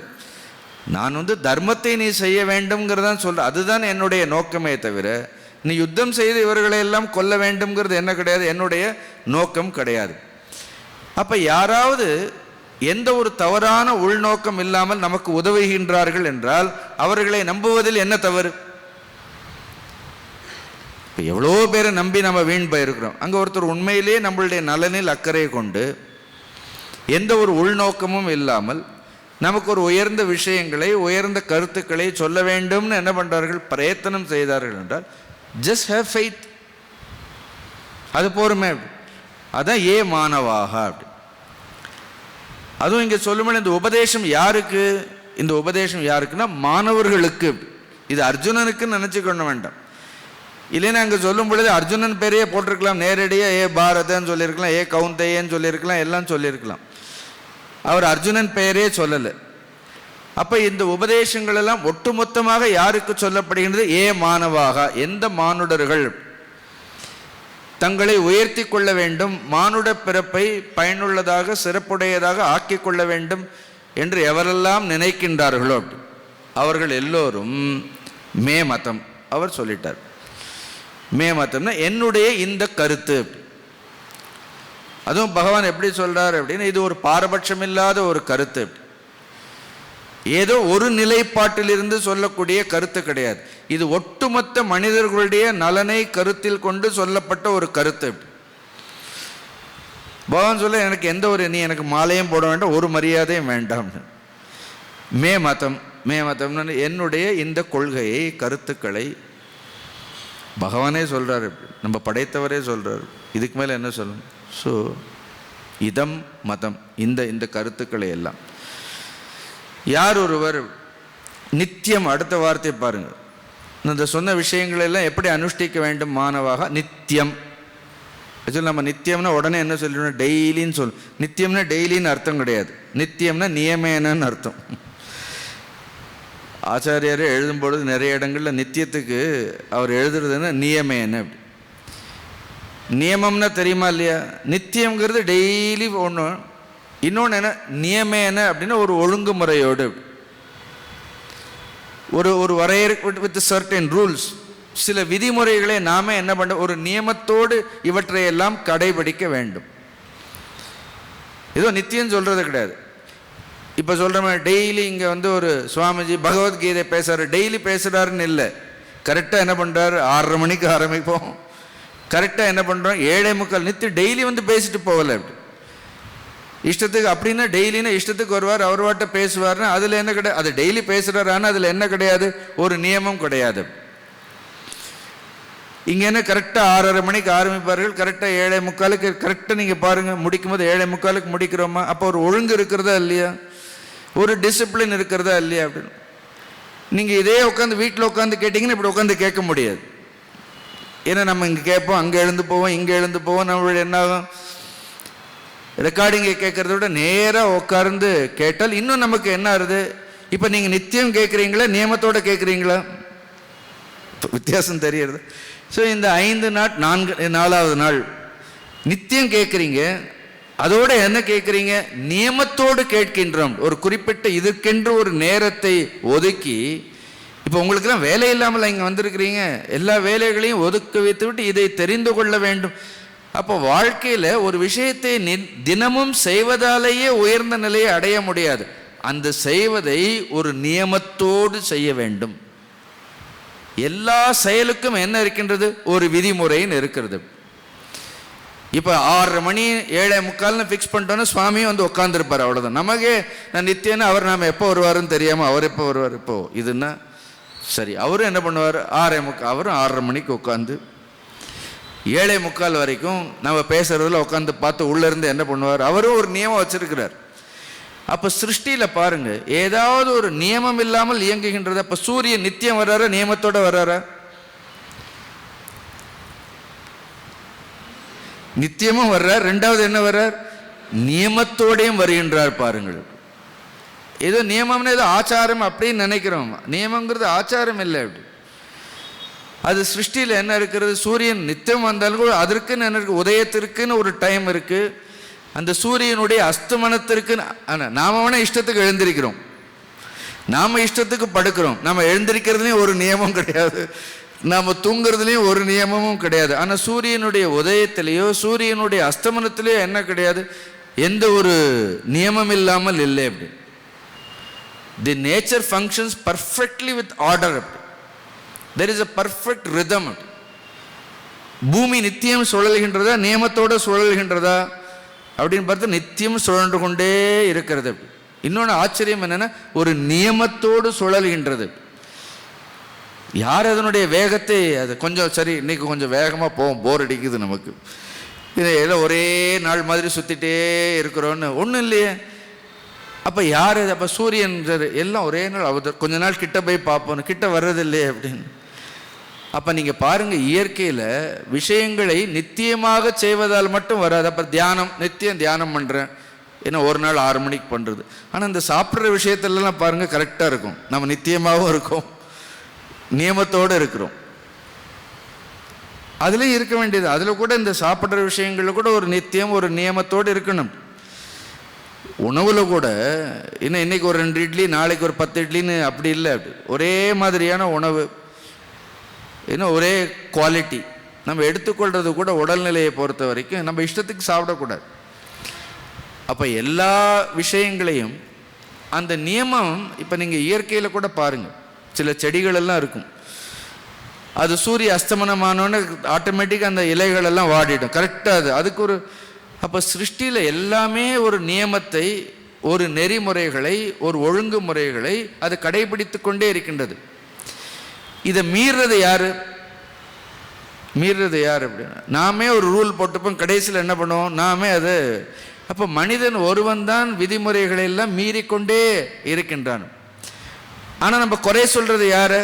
உடனே எதுக்கு எடுத்தாலும் என்ன ஆகுது அப்படின்னா உடனே இறைவனை குறை சொல்கிறோம், உடனே இதை குறை சொல்கிறோம், அது மழை வரலைங்கிறோம், அது வரலைங்கிறோம். ஒவ்வொரு மனிதர்களும் அவரவர்களுக்கென்று விதிக்கப்பட்டிருக்கக்கூடிய கர்மங்களை நித்தியமாக நியமத்தோடு. இப்போ நான் 7 மணிக்கு வந்தேன், 7:15 வர்றேன்னு எப்படி இருக்கும்? இது என்ன சினிமா ஷூட்டிங்கா? ஏன்னா இஷ்டத்துக்கு வர்றதுக்கு போகிறதுக்கு அப்படி. 6:30 மணிக்கு ஆரம்பிக்கிறோன்னா பேசுபவர் முதல்ல எத்தனை மணிக்கு இருக்கணும்? 6:24 இருக்கணும். 7:45 முடிக்கணும். எனக்கு குருநாதர் 7:44 முடிக்கணும்னு சொல்லுவார். அப்படி ஒரு நித்தியம் இருக்க வேண்டும். அதனால தான் பகவான் இது வந்து நித்தியம்னு சொல்லலை. அங்கே நித்தியம்னா என்ன அர்த்தம்? அதில் ஒரு நியமம். நீங்கள் ஏதாவது ஒரு பயிற்சியை தொடர்ந்து இடைவிடாது ஒரு நியமத்தோடு நீங்கள் செய்து கொண்டே இருந்தீர்கள் என்றால் அது நம்மளுடைய பழக்கமாகிவிடும். காலம் பாருங்க, காலம் வந்து எப்படி ஒரு நியமத்தோடு இயங்கிக் கொண்டே. யாராவது அதை நிறுத்த முடியுமா? இப்போ ஆரம்பித்து 35 நிமிஷம் போயிடுத்து ஆல்ரெடி. இப்படி யாராலும் அதை நிறுத்தவே முடியாது, யாருக்காகவும் நிற்காது. அதனால தான் யார் ஒருவர் என்னுடைய இந்த கருத்துக்களில் நித்தியம் நித்தியம் அனுதிஷ்டந்தி. சமஸ்கிருதம் ஒவ்வொரு வார்த்தையும் திஷ்டந்தின்னா the one who stays in it, அதிலேயே நிலை பெற்றிருக்கின்றார்களோ. அனுதிஷ்டந்தின்னா என்ன அர்த்தம்? ஏதோ ஒரு நாள் 2 நாள் இல்லை. அதில் தான் நித்தியத்தோடு அணுன்னு தொடர்ச்சியாக இடைவிடாது யார் ஒருவர் இதை பின்பற்றுகின்றார்களோ. ஏமே மதமிதம் நித்தியம் அனுதிஷ்டந்தி மானவாக. பகவான் சொல்லிட்டா, நீ என்னை கோயிலுக்கு வா, வரல, என்னை கும்பிடலைன்னா பரவாயில்ல, நான் சொன்னதை பின்பற்று. இப்போ என்னை கும்பிட்டு நான் சொல்கிறத பின்பற்றாமல் என்ன பிரயோஜனம் அப்படின்னு. ஒரு பையன் இருக்கான், டெய்லி காலையிலேருந்து அப்பாவுக்கு நமஸ்காரம் பண்ணுறான், அம்மாவுக்கு பார்த்த நமஸ்காரம்லாம் பிரம்மாண்டமாக இருக்குது அப்படி. ஆனால் ஒரு வார்த்தை அவர்கள் சொல்கிறத கேட்கறதே இல்லை. என்ன பிரயோஜனம்? இப்போ கோவிலில் பார்த்தோன்னா எவ்வளோ கூட்டங்கள். இதை நான் குறை சொல்லலை, கோயிலுக்கு போகணும், ஏன்னா புத்திம்ன விசாலையே சொல்லியிருக்கு. அதெல்லாம் ரொம்ப நம்மளுடைய கலாச்சாரத்தில் பண்பாட்டில் கோயிலுக்கு போகிறதெல்லாம். பட் எதுக்கு போகிறோம்? எதற்காக இறைவனை வணங்குகின்றோம்? போயிட்டு வந்தப்பறம் ஏதாவது நம்ம இடத்துல ஒரு மாற்றங்கள் இருக்கின்றதா? சரி, நமக்கு இறைவனிடத்தில் எவ்வளோ எதிர்பார்ப்பு இருக்கின்றது? எதிர்பார்ப்பு இல்லாமல் யாராவது கோயிலுக்கு எதிர்பார்ப்பு இல்லாமல் போகிறோமா? அப்போ தெய்வத்தை வணங்கக்கூடிய நமக்கு எதிர்பார்ப்பு இருந்தால் அந்த தெய்வத்திற்கும் நம்மிடத்தில் என்ன இருக்கும்? என்னுடைய பக்தன் எப்படி இருக்க வேண்டும், இப்படித்தான் இருக்க வேண்டும் என்ன இருக்கும்? அந்த தெய்வத்திற்கும் எதிர்பார்ப்பு இருக்கும்.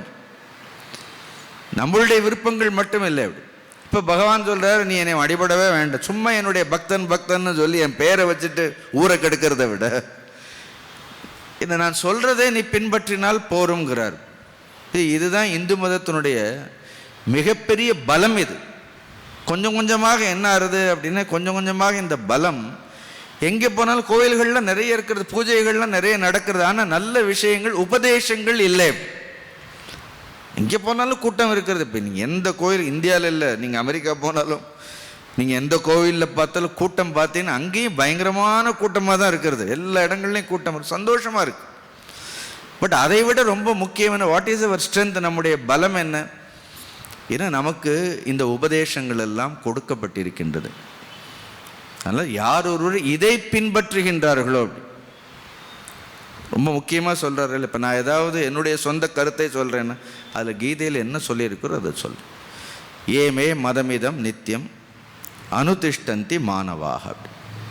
எப்படிப்பட்டவர்கள் அவர்கள் அப்படின்னு பார்த்தா ஸ்ரத்தாவந்தக, பகவானே ஒரு சர்டிஃபிகேட் கொடுத்துட்டார். ஸ்ரத்தையோடு அப்படி, நம்பிக்கையோடு அப்படி. இப்போ இதனால் கிருஷ்ணருக்கு கும்பம் முளைக்க போதா, நமக்கு இதெல்லாம் படித்து நம்பிக்கையோடு இருக்கிறதால கிருஷ்ணருக்கு ஏதாவது ஆக போகிற, நம்ம படிக்கிறதால ஒன்றும் ஆக போகிறதும் இல்லை, நம்ம படிக்கலைன்னு அவருக்கு என்ன ஆக போகிறதில்ல, அவருக்கு ஒரு லாபமும் இல்லை, ஒரு நஷ்டமும் இல்லை, அப்படி ஒன்றும் இல்லை.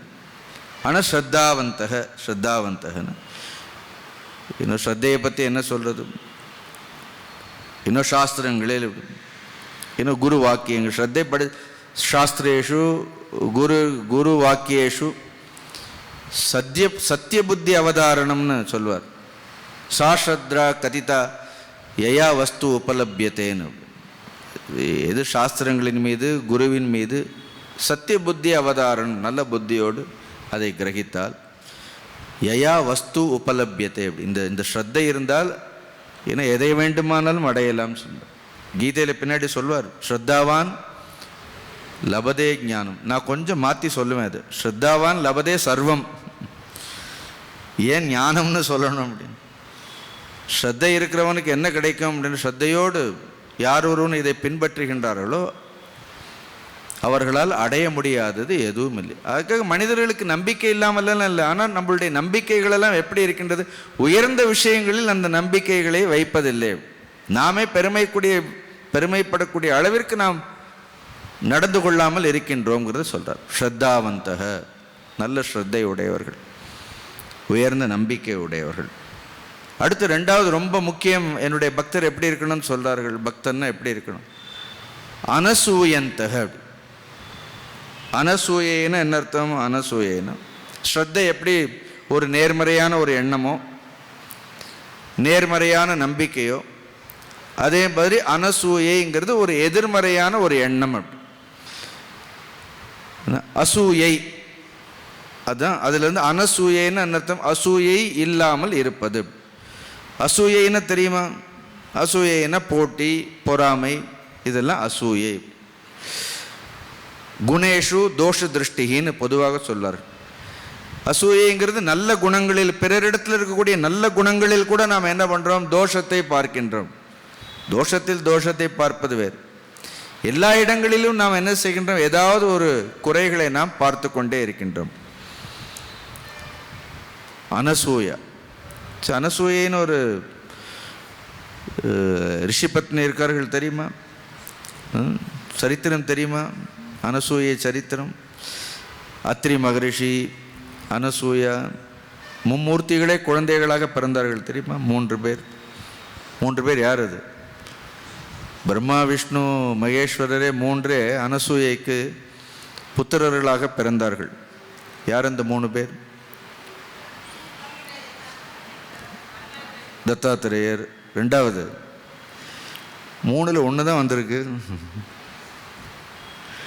ரெண்டாவது யார், தூர்வாச முனிவர். அப்படி அத்திரிக்கும் அனசூயைக்கும் பிறந்தது தான் தூர்வாசர். தத்தாத்திரேயர் சாட்சாத் மகாவிஷ்ணுடைய அம்சம், தூர்வாசர் சாட்சாத் ருத்ரர், அப்படி சிவாம்சம்.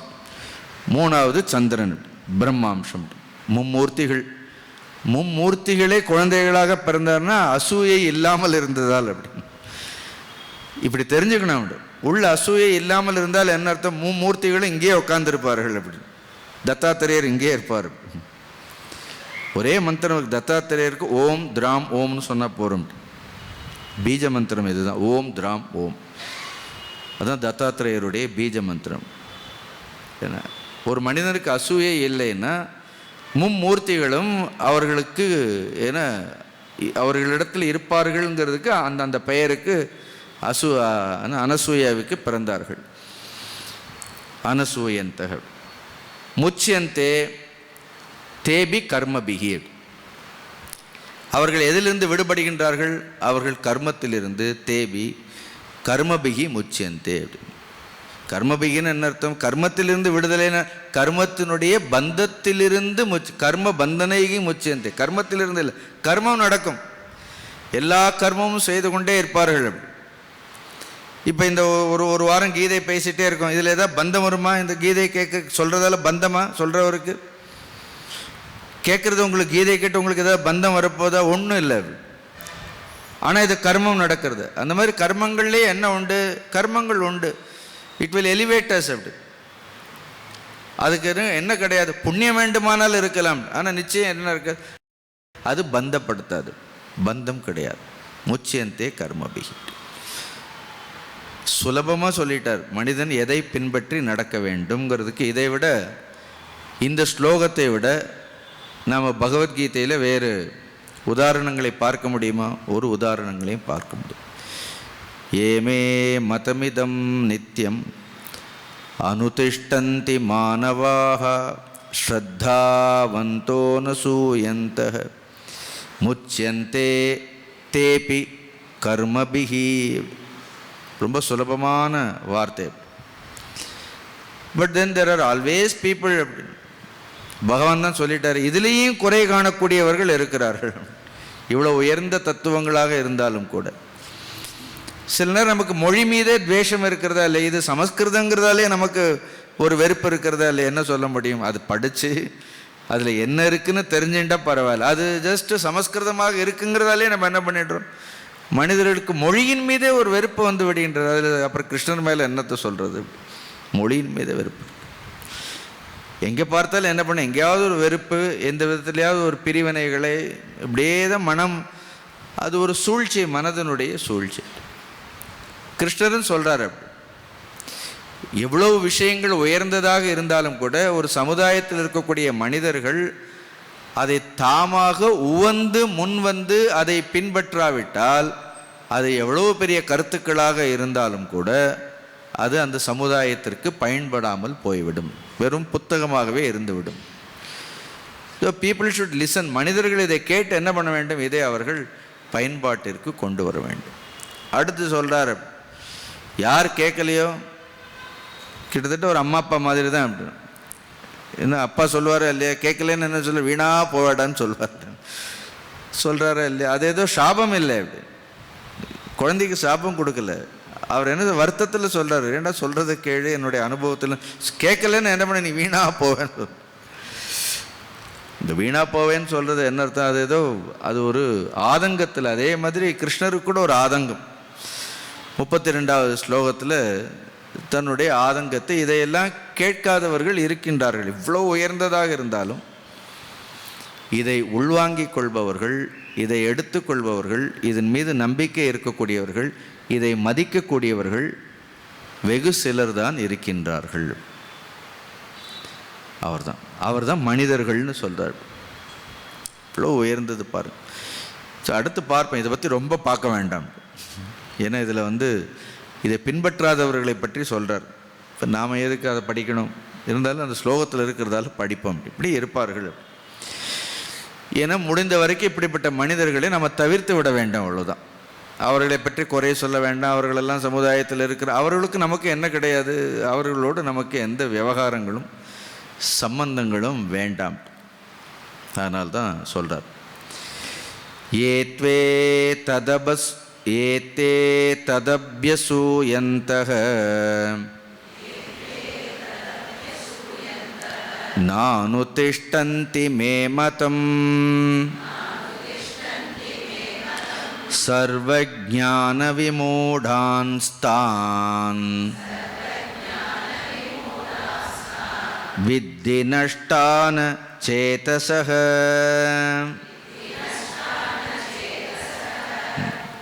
அடுத்து தூ, ஒரு தூ போட்டால் என்ன ஆயிடுன்னு சொன்னேன்? Just opposite. அதற்கு போன இதில் சொன்னேன் மானவாகான்னு. இங்கே ஒன்றையும் காணும். எதாவது போட்டிருக்காரா அப்படின்னா யாருன்னே சொல்லலை அவர்கள். ஸோ மனிதர்களே இல்லைன்னு மானவாகான்னு சொல்லியிருந்தா அப்புறம் அதுக்கும் இதுக்கும் வித்தியாசம். இங்கே ஒன்றும் மானவாகான்னு நல்ல வேலை சொல்லலை. அப்படி அப்படின்னு என்ன பண்ண, ஏன்னா பொதுவாக சொல்லிட்டார். யாரெல்லாம் தூ ஏதத் அபியசூயந்தக. ஏதத் என்றால் இந்த ஒரு உபதேசங்களை, உயர்நலன் கருதி கூறப்பட்ட இந்த வார்த்தைகளை அப்படி அபியசூயந்தக. அபியசூயந்தின்னு என்ன அர்த்தம்? யார் ஒருவர் குறை காண்கின்றார்களோ, உதாசீனப்படுத்துகின்றார்களோ, இந்த உபதேசங்களுக்கு கலங்கத்தை விளைவிக்கின்றார்களோ, இல்லை ஒருவேளை இதை தவறாக எடுத்துக்கொண்டு தவறாக உபதேசிக்கின்றார்களோ, அபியசூயந்தக அப்படிப்பட்டவர்கள் ந அனுதிஷ்டந்தி அப்படி யார் இதை பின்பற்றவில்லையோ மே மதம்னா நான் சொல்லக்கூடிய இந்த கருத்துக்களை எல்லாம் பின்பற்றாதவர்கள் பகவான் சொல்ல அதனால் எனக்கு ஒரு நஷ்டமும் இல்லைங்கிறார். சொல்கிறதால எனக்கு லாபமும் இல்லை, ஏன்னா கேட்கலைன்னா நஷ்டமும் கிடையாது. அப்படிப்பட்டவர்கள்னா தான், இங்கே ஒரு வார்த்தை தான் இருக்க, அப்படிப்பட்ட மனிதர்கள் சர்வஜான விமூடான். சர்வஜான விமூடான் அப்படி உயர்த்தக்கூடிய நம்மளுடைய மனதை உயர்த்தக்கூடிய உபதேசங்கள் தேர் ஆல் ஸோ அப்லிஃப்டிங், சப்ளைம், ப்ரொஃபவுண்டுன்னு சொல்லுவார். ரொம்ப ஆழமான இந்த விஷயங்களை யார் ஒருவர் கேட்கவில்லையோ சர்வஜான விமூடான், அறிவை முற்றிலுமாக இழந்தவர்கள், எல்லா அறிவையும் இழந்து நஷ்டான் அச்சேதசக, நஷ்டான எல்லாவற்றையும் இழந்து அச்சேதசகன்னு மதி இழந்தவர்கள். இதை இந்த உபதேசங்களை எல்லாம் அவர் சொல்கிறத கேட்கலைங்கிறதுக்காக சொல்லலை. அவர் இந்த உயர்ந்த உபதேசங்களை கேட்பாதவர்கள். கீழே சொல்லி புருஷார்த்த அயோக்கியக பவதி, அயோக்கியோ பவதி. தமிழ் அயோக்கியன்னா வேற அர்த்தம், அயோக்கியகன்னு என்ன அர்த்தம்? இதை பின்பற்ற முடியாமல் அவர்கள் போய்விடுகின்றார்கள். பின்னாடி இது நம்ம முன்னாடியும் படித்தோம்.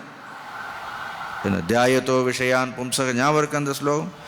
சங்கஸ்தேஷு உபஜாயதே சங்காத் சஞ்சாயதே காமக காமாத் குரோதோ குரோமாத் பவதி சம்மோக சம்மோகாத் ஸ்மிருதி விப்ரமக ஸ்மிருதி பிரம்ஷாத் புத்தி நாசக புத்தி நாஷாத் சொல்லிட்டார் பார்.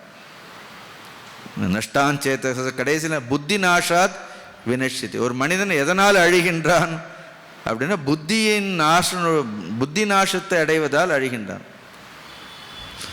இங்கே சொல்றார், பின்னாடி சொல்றார் பகவான், கௌந்தேய பிரதிஜானகி நமே பக்த பிரணஷ்யத்தின்னு சொல்வார். இருக்கா? எந்த அத்தியாயத்தில் இருக்கு? இதோ 18 அத்தியாயத்துக்குள்ள இருக்கு. அவ்வளோ தெரிஞ்சா போதும் இப்போதைக்கு.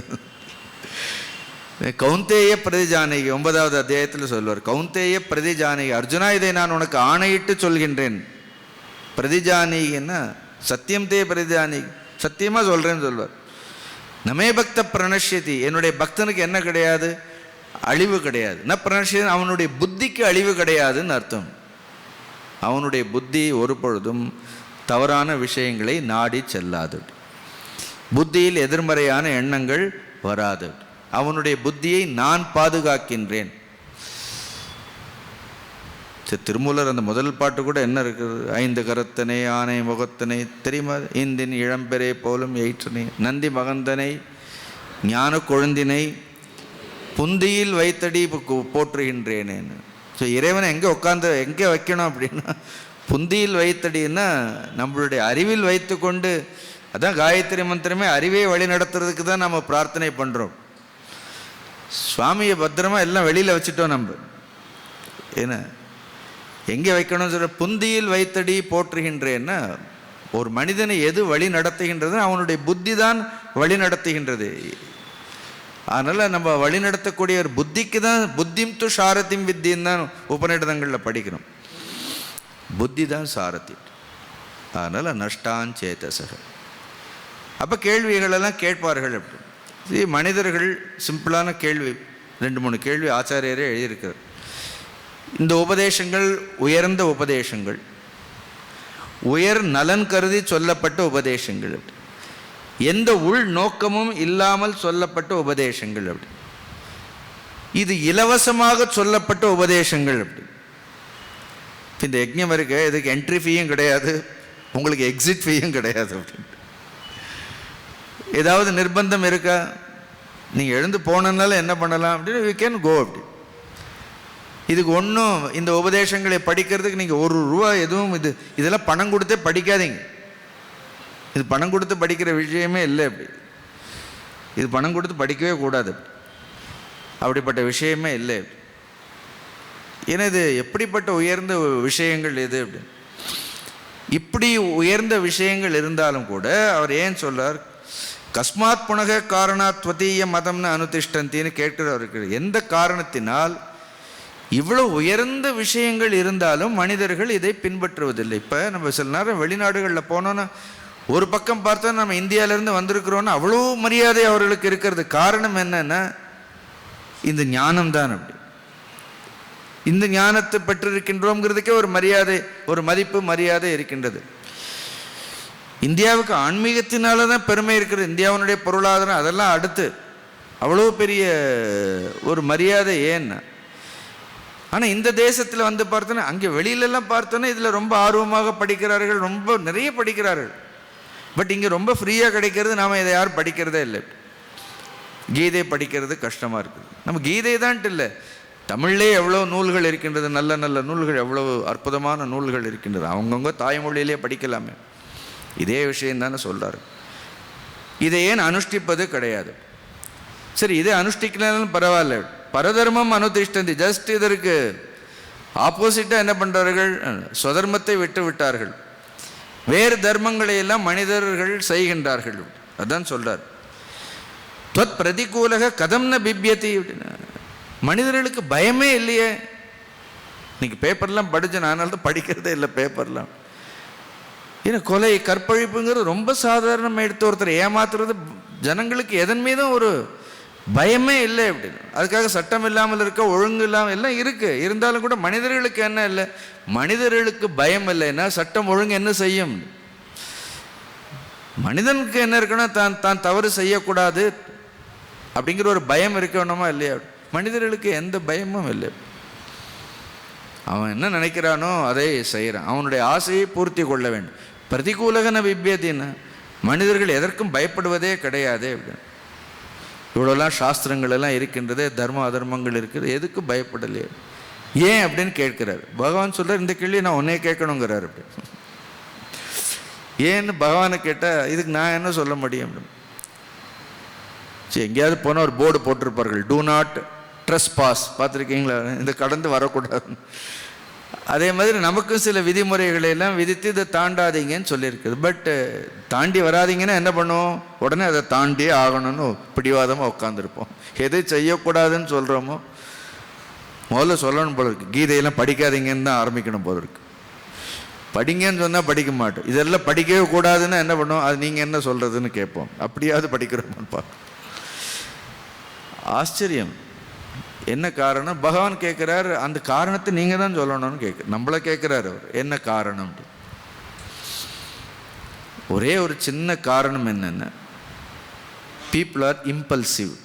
ஆங்கிலத்தில் ஒரு வார்த்தை இருக்கிறது, இம்பல்சிவ்னு என்ன அர்த்தம்? அந்த க்ஷணம் என்ன, அவர்கள் உணர்ச்சிகளால் தூண்டப்பட்டு என்ன காரியங்களை செய்கின்றோம், அந்த உணர்ச்சிகள் தூண்டும்போது என்ன, we are just get carried away by உணர்ச்சிகள் தூண்டணும்னு என்ன ஆயிடுறது அப்படின்னு. அந்த உணர்ச்சிகளால் தூண்டப்பட்டு ஒரு நிமிடம் கூட நமக்கு என்ன வர்றதில்ல, நிதானம் வருவது கிடையாது. உணர்ச்சிகள் தூண்டனோட என்ன பண்ணுறது, ஆசையோ காமமோ குரோதமோ லோபமோ. இம்பல்சிவ்னு தெரியறதா இல்லையா? ஜஸ்ட் இன்ட்யூட்டிவ் இல்லை, ஆழ்ந்து சிந்திக்கிறது. அந்த நேரத்தில் என்ன தோன்றதோ டக்குன்னு, இப்போ நீங்கள் நினச்ச இம்பல்சிவ் நினச்சா எழுந்துடலாம், நீங்கள் எழுந்து டக்குன்னு நம்ம போயிடலாம் அப்படின்னு போகலாம். இம்பல்சிவாக இருக்கும். அப்படி அப்படியே என்ன பண்ண, கடைசியில் முட்டி மோதி இப்படி உணர்ச்சிகளுக்கு எல்லாம் நடுவில் தான் முட்டி மோதி எப்போ கஷ்டங்களையெல்லாம் அனுபவித்து ஏதோ ஒரு பிறவியில் என்ன ஆகுது, அப்படி எவ்வளோ பிறவிகளை விரயம் செய்கிறோம். அப்போ மனிதர்கள் அந்த நடுநிலைமைங்கிறது, அந்த ஈக்வானிமிட்டின்னு சொல்கிறோமே, அந்த சமத்துவங்கிறது எங்கே இல்லை, வரதில்லை. ஒரே எக்ஸ்ட்ரீம். எல்லாமே உணர்ச்சி தான்.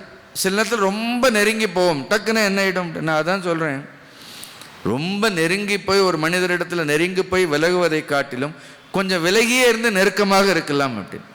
இப்போ உங்களுக்கு எனக்கு நடுவில் ஒரு தொலைவு இருக்கிறதா, இது நல்லது. இந்த தொலைவோடு என்ன இருக்கலாம், மரியாதையோடு இருக்கலாம். ரொம்ப கிட்ட வந்தோன்னா பெரியவங்களை கூட நமக்கு எப்படி மதிக்கணுங்கிறது தெரியாமல் போய்டும். We just take everything for granted. அதனால் யார்கிட்டையும் போக வேண்டாம்னு சொல்கிறோம். அப்படி எல்லாவற்றோட என்ன இருக்கணும், எல்லாவற்றோடும் எல்லா மனிதர்களோடும் ஒரு சம தொலைவு, தூரம் இருந்து சிரிக்கிறது ரொம்ப நல்லது. ஒரு சிரிப்பு சிரிச்சுட்டு என்ன பண்ண, கையெடுத்து கும்பிட்டுட்டு போயிட்டே இருக்கிறது நல்லது. But then we are all impulsive. ஒன்றா போனோன்னு என்ன பண்ணுவோம், உடனே தலையில் வச்சு தூக்கி வச்சுப்போம். இல்லைன்னா என்ன பண்ணுவோம், ஒரே இந்த எக்ஸ்ட்ரீம் இல்லைன்னா அந்த எக்ஸ்ட்ரீம். இப்போ மனிதர்கள் பெரும்பாலும் அறிவினால், ஒரு நல்ல தெளிந்த அறிவினால் தூண்டப்பட்டு காரியங்களை செய்வதை காட்டிலும் பெரும்பாலும் மனிதர்களை எது ஆழ்கின்றது என்றால் அவர்கள் உணர்ச்சிகளால் ஆளப்படுகின்றார்கள். அந்த உபதேசங்கள் எல்லாம் கூட அவர்களுடைய உணர்ச்சிகளுக்கு ஏற்ற மாதிரியான உபதேசங்களையே சொல்லணுங்கிறார்கள். அப்படி நீ குழந்தைகிட்ட அம்மா நீ டிவி பார்த்துட்டே இரு, நீ மொபைல் பார்த்துட்டே இருன்னு சொல்லி ரொம்ப ரொம்ப சந்தோஷப்படும். அப்படி அப்போ நம்மளுடைய அந்த உணர்ச்சிகளுக்கு ஏற்றதான உபதேசங்கள் இருக்கணும்னு நாம் நினைக்கின்றோம். ஏன்னு கேட்டால் பகவான் ஒரு பதில் சொல்கிறார். அடுத்த ஸ்லோகம் ரொம்ப முக்கியமான ஸ்லோகம். கொஞ்சம் கூட சுற்றி வளைக்கவே இல்லை. பகவான் ரொம்ப சுற்றி வளைக்காமல் நேரடியாக மனிதனுடைய இயல்பை குறித்து சொல்லக்கூடிய ஸ்லோகம். ஏன்னா அவரை காட்டிலும் யாருக்கு இதை, இறைவனை காட்டிலும் வேறு யாரால் சொல்ல முடியும்? பகவான் ரொம்ப தெளிவாக சொல்கிறார். இப்படி என்ன சொல்றார் பார்ப்போமா? நேரடியாக சொல்றார். ஏன் பின்பற்றுவதில்லை அப்படின்னா என்ன அர்த்தம்? அது பிரகிருத்தின்னு சொல்லிட்டார். they are made like that. அது பார்ப்போம் என்ன. இப்போ இதெல்லாம் ரொம்ப முக்கியமான ஸ்லோகங்கள், ரொம்ப அருமையான ஸ்லோகங்கள். சதுருஷம் சேஷ்டதே ஸ்வஸ்யாஹ பிரகிருதேர்ஞானவானபி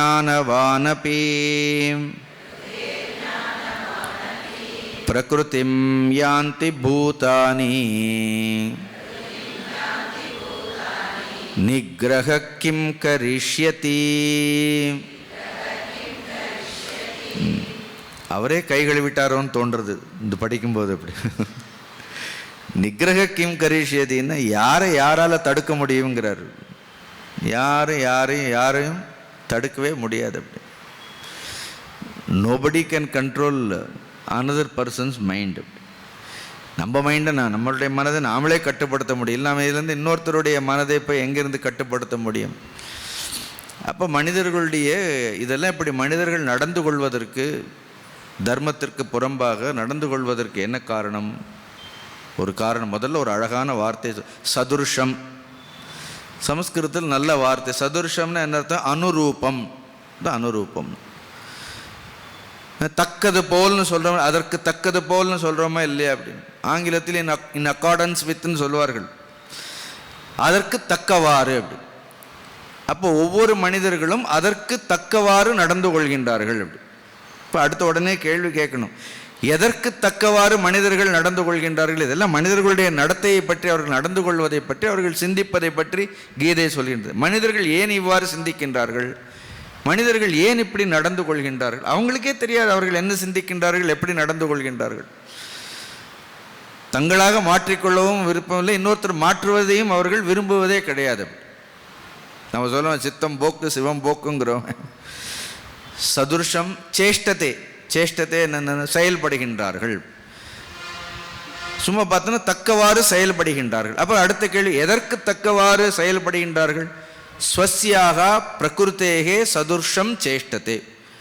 ஒவ்வொரு மனிதனும் அவனுடைய பிரகிருதிக்கு ஏற்றவாறு, அவரவர்களுடைய இயல்பிற்கு ஏற்றவாறு நடந்து கொள்கின்றார்கள். என்ன அழகான வார்த்தை பாருங்க. இப்போ இங்கே ஒரு 50-100 பேர் உட்காந்துருக்கிறோம். 100 பேருக்கும் என்ன இருக்கும்? ஒரே இயல்பு இருக்காது. 100 பேருக்கும் ஒவ்வொரு இயல்பு இருக்கும். ஒவ்வொரு மனிதனும் அவரவர்களுடைய இயல்பிற்கு தக்கவாறு நடந்து கொள்கின்றார்கள். எல்லாருமே ஞானவானபி. பகவான் என்ன பண்ணிட்டார்? இதில் சாதாரணவங்க இல்லை, நன்றாக படித்தவங்க. ஞானவான ஞானிகளை சொல்லலை, ஞானமடைந்தவர்கள் இல்லை, ஞானவான் நிறைய படித்தவர்கள். இன்னைக்கு பேப்பர் பார்த்தீங்கன்னா ஒன்றும் படிக்காதவங்க ஒன்றும் பெருசாக தப்பு செய்யலை. அப்படின்னு பெரிய பெரிய பதவியில், நல்ல உயர் பதவிகளில் இருக்கக்கூடியவர்கள், ஐஏஎஸ் படித்தவர்கள், ஐபிஎஸ்லாம் அவ்வளோ படித்திருக்கிறார்கள். அப்படி ஆனால் அவர்களுடைய படிப்பிற்கும் அவர்களுடைய நடத்தைக்கும் சில நேரத்தில் என்னல்ல ஒரு சம்பந்தமுமே இல்லை. படிக்காதவர்கள் சாதாரணமாக இருக்கிறார்கள், அவ்வளோ படித்திருக்கிறார்கள். அப்படி இப்போ இவ்வளோ கரப்ஷன்னு சொல்கிறோம். அப்படி எங்கே பார்த்தாலும் யார் இதுக்கு காரணங்கள்லாம்? யார்? படித்தவர்களா படிக்காதவர்களா? ஹூ இஸ் எக்ஸ்ப்ளாய்டிங் ஹூம்? அப்படி அப்போ நன்றாக படித்தவர்களே என்ன தான் படிப்புக்கு ஏற்ற மாதிரி, தன்னுடைய பதவிக்கு ஏற்ற மாதிரி அவர்களால் என்ன பண்ண முடியவில்லை, அவர்களால் நிற்க முடியவில்லை. இப்படி philosophy of compromise சொல்றோம். அவர்கள் எல்லாவற்றிற்கும் என்ன இருக்கிற ஒரு காம்ப்ரமைஸ் பண்ணி அப்போ அவங்க படித்த விஷயத்திற்கு அவங்களே என்ன பண்ண தான் படித்ததை தாங்களே மதிக்கவில்லை. அப்போ மனிதனுடைய இயல்பிற்கும் அவனுடைய அறிவிற்கும் சம்பந்தம் இல்லாமல் இருக்கிறதாலே இதுதான் ரொம்ப முக்கியம். ஸ்வசியாக, அதனால தான் இங்கே சொல்ல பிரகிருத்தேகே ஞானவான் அப்பி, நன்றாக படித்தவர்களாக இருந்தாலும். அடுத்து என்ன, பிரகிருத்தியும் யாந்தி பூதானி, எல்லா உயிரினங்களும் பிரகிருத்தியை பின்பற்றுகின்றது. கொஞ்சம் இது சமஸ்கிருத வார்த்தை, பட் நம்ம தமிழில் பார்க்கும்போது பிரகிருத்தியை பின்பற்றுகின்ற அவரவர்களுடைய இயல்புகளை பின்பற்றி நடக்கின்றார்கள். இப்போ நீங்கள் ஏதோ கேட்கணும்னு இயல்போடு உட்கார்ந்து இருக்கிறீர்கள், இல்லைன்னா உட்கார மாட்டீர்கள். இப்போ அதனால் எழுந்து போனாலும் ஒருத்தருடைய இயல்பு, உட்காந்து கேட்டால் ஒருத்தருடைய இயல்புன்னு பேசுகிறோன்னு நினச்சிக்கணும், அவ்வளோதான். அவர்களுடைய இயல்பு எது நம்மை தூண்டுகின்றதுன்னா நாம் இயல்பினால், அதான் இம்பல்சிவ்னு சொன்னேன். நம்ம என்ன செய்யணும்னு நினைக்கிறோமோ அதை செய்கிறோம். அது சரியா தப்பா, இப்படி செய்யலாமா, இப்படி மாற்றிக்கலாமா, ஒரு ஆழ்ந்து யோசனை பண்ணுறதுக்கு கூட நம்ம பயப்படுறோம். எங்கேயாவது ஸ்கூல்லலாம் படிக்க ஏதாவது யோசிக்க, நீ யோசிச்சுவே இந்த போயிட்டு வந்துடுறோம். என்ன யோசிக்கிறதுங்கிறது அவ்வளோ ரொம்ப கஷ்டமான ஒரு வேலை. பிரகிருத்தியும் யாந்தி பூதானி, மனிதர்கள் எதை பின்பற்றுகின்றார்கள்? பிரகிருத்தியை பின்பற்றி. நிகிரக கிம் கரிஷ்யத்தை, எவரை எவரால் தடுக்க முடியும்? யாரால் தடுக்க முடியும்? இப்போ வீட்டிலலாம் பார்த்துலாம் தான் கல்யாணம் பண்ணி வைக்கிறார்கள். பிரகிருத்தியும் யாந்தி பூதானி, அதுக்கப்புறம் என்ன பண்ணுறாரு? அவர்களுடைய விருப்பத்தின்படி தான் நடந்து கொள்கின்றார்கள். நீங்கள் ஒன்றும் யாரையும் கண்டிக்கவே முடியாது. அப்போ ஒரு வார்த்தை இங்கே பிரகிருத்திங்கிற அந்த வார்த்தைக்கு என்ன அர்த்தம்? தமிழில் சொல்லும் பொழுது இயல்புன்னு சொல்கிறோம், இன்னொன்று என்ன ஸ்வபாவம்னு சொல்கிறோம். அப்போ எல்லாருக்கும் என்ன இருக்கிறது? ஸ்வபாவம்னு ஒன்று இருக்க, ஸ்வசிய பாவம். ஸ்வசிய பாவம்னு ஒவ்வொரு மனிதர்களுக்கும் அந்த இயல்புங்கிறது இருக்கு. அந்த இயல்பு எதனால்? இந்த குணம் திருப்பி பிரகிருத்தின்னு சொல்கிறார். அந்த இயல்பில் என்ன இருக்குது? சத்துவ குணம் இயல்பு இருக்கும், ரஜோகுண இயல்பு இருக்கும், தமோ குண இயல்பு. ஒரே மனிதரிடத்திலேயே வெவ்வேறு நேரங்களில் வெவ்வேறு இயல்புகள் இருக்கணும். சில நேரம் பார்த்தோன்னா ரொம்ப நல்லவர்களாக இருக்கும், சில நேரம் நாமே நம்முடைய கட்டுப்பாட்டில் இல்லாமல் இருக்கின்றோம். அதனால ஒரு மனிதர்களுடைய இயல்புகள் தெரியாமல் அவர்களை ரொம்ப நெருங்கி போகக்கூடாதுன்னு ஒரு எச்சரிக்கை கூட. ஒரு மாதம் ஒரு நாயினுடைய வாழை நேராக பிடிச்சிட்டே இருங்க, ஒரு மாதம் பிடிச்சிட்டு இருங்க, பார்ப்போம். அப்புறம் விட்டுட்டா என்ன ஆகிடும்? ஒரு மாதம் கழிச்சு அது திருப்பி என்ன பண்ணும்? அதனுடைய இயல்பு என்னவோ அந்த இயல்பை தான் அது பின்பற்றும். அட்லீஸ்ட் அதற்கு அதனுடைய இயல்பை மாற்றக்கூடிய திறனோ அவ்வளோ புத்தியோ கிடையாது. But even such dog can be trained, அதை கூட பழக்குகிறார்கள். பட் சில இயல்பை மாற்ற முடியாது. ஆனால் மனிதன் அப்படி இல்லை. மனிதனுக்கு தன்னுடைய குணங்களை, தன்னுடைய இயல்புகளை, தன்னுடைய தன்மைகளை மாற்றி அமைத்து கொள்ளக்கூடிய ஆற்றல் இருக்கின்றது. அப்படி அதான் நான் எப்போதும் புத்தி இருக்கான்னு கேட்டால் கோபம் வரும் எல்லாருக்கும். எல்லாரும் கேட்டுட்டா அப்படின்னு அவனுக்கு அறிவு இருக்கான்னு கேட்டால் உடனே யாராக இருந்தாலும் கோவப்படுவோம். ஆனால் அந்த ஸ்வபாவத்தை மாற்றி அமைத்து கொள்ளக்கூடிய அந்த தன்மை இருக்கின்றது. ஆனால் நம்ம என்ன பண்ணுறோம்? நம்ம சொல்லுவோம் என் ஸ்வபாவம் அப்படித்தான். சில நேரம் ஏதாவது கொண்டா என் குணம் அப்படி தான், என் ஸ்வபாவம் அப்படி தான், எங்கே மாற்றி பாருங்க அப்படின்னு என்ன சொல்ல முடியும்? எங்கே என்னை மாற்றி பாருங்கன்னு என்ன பண்ண?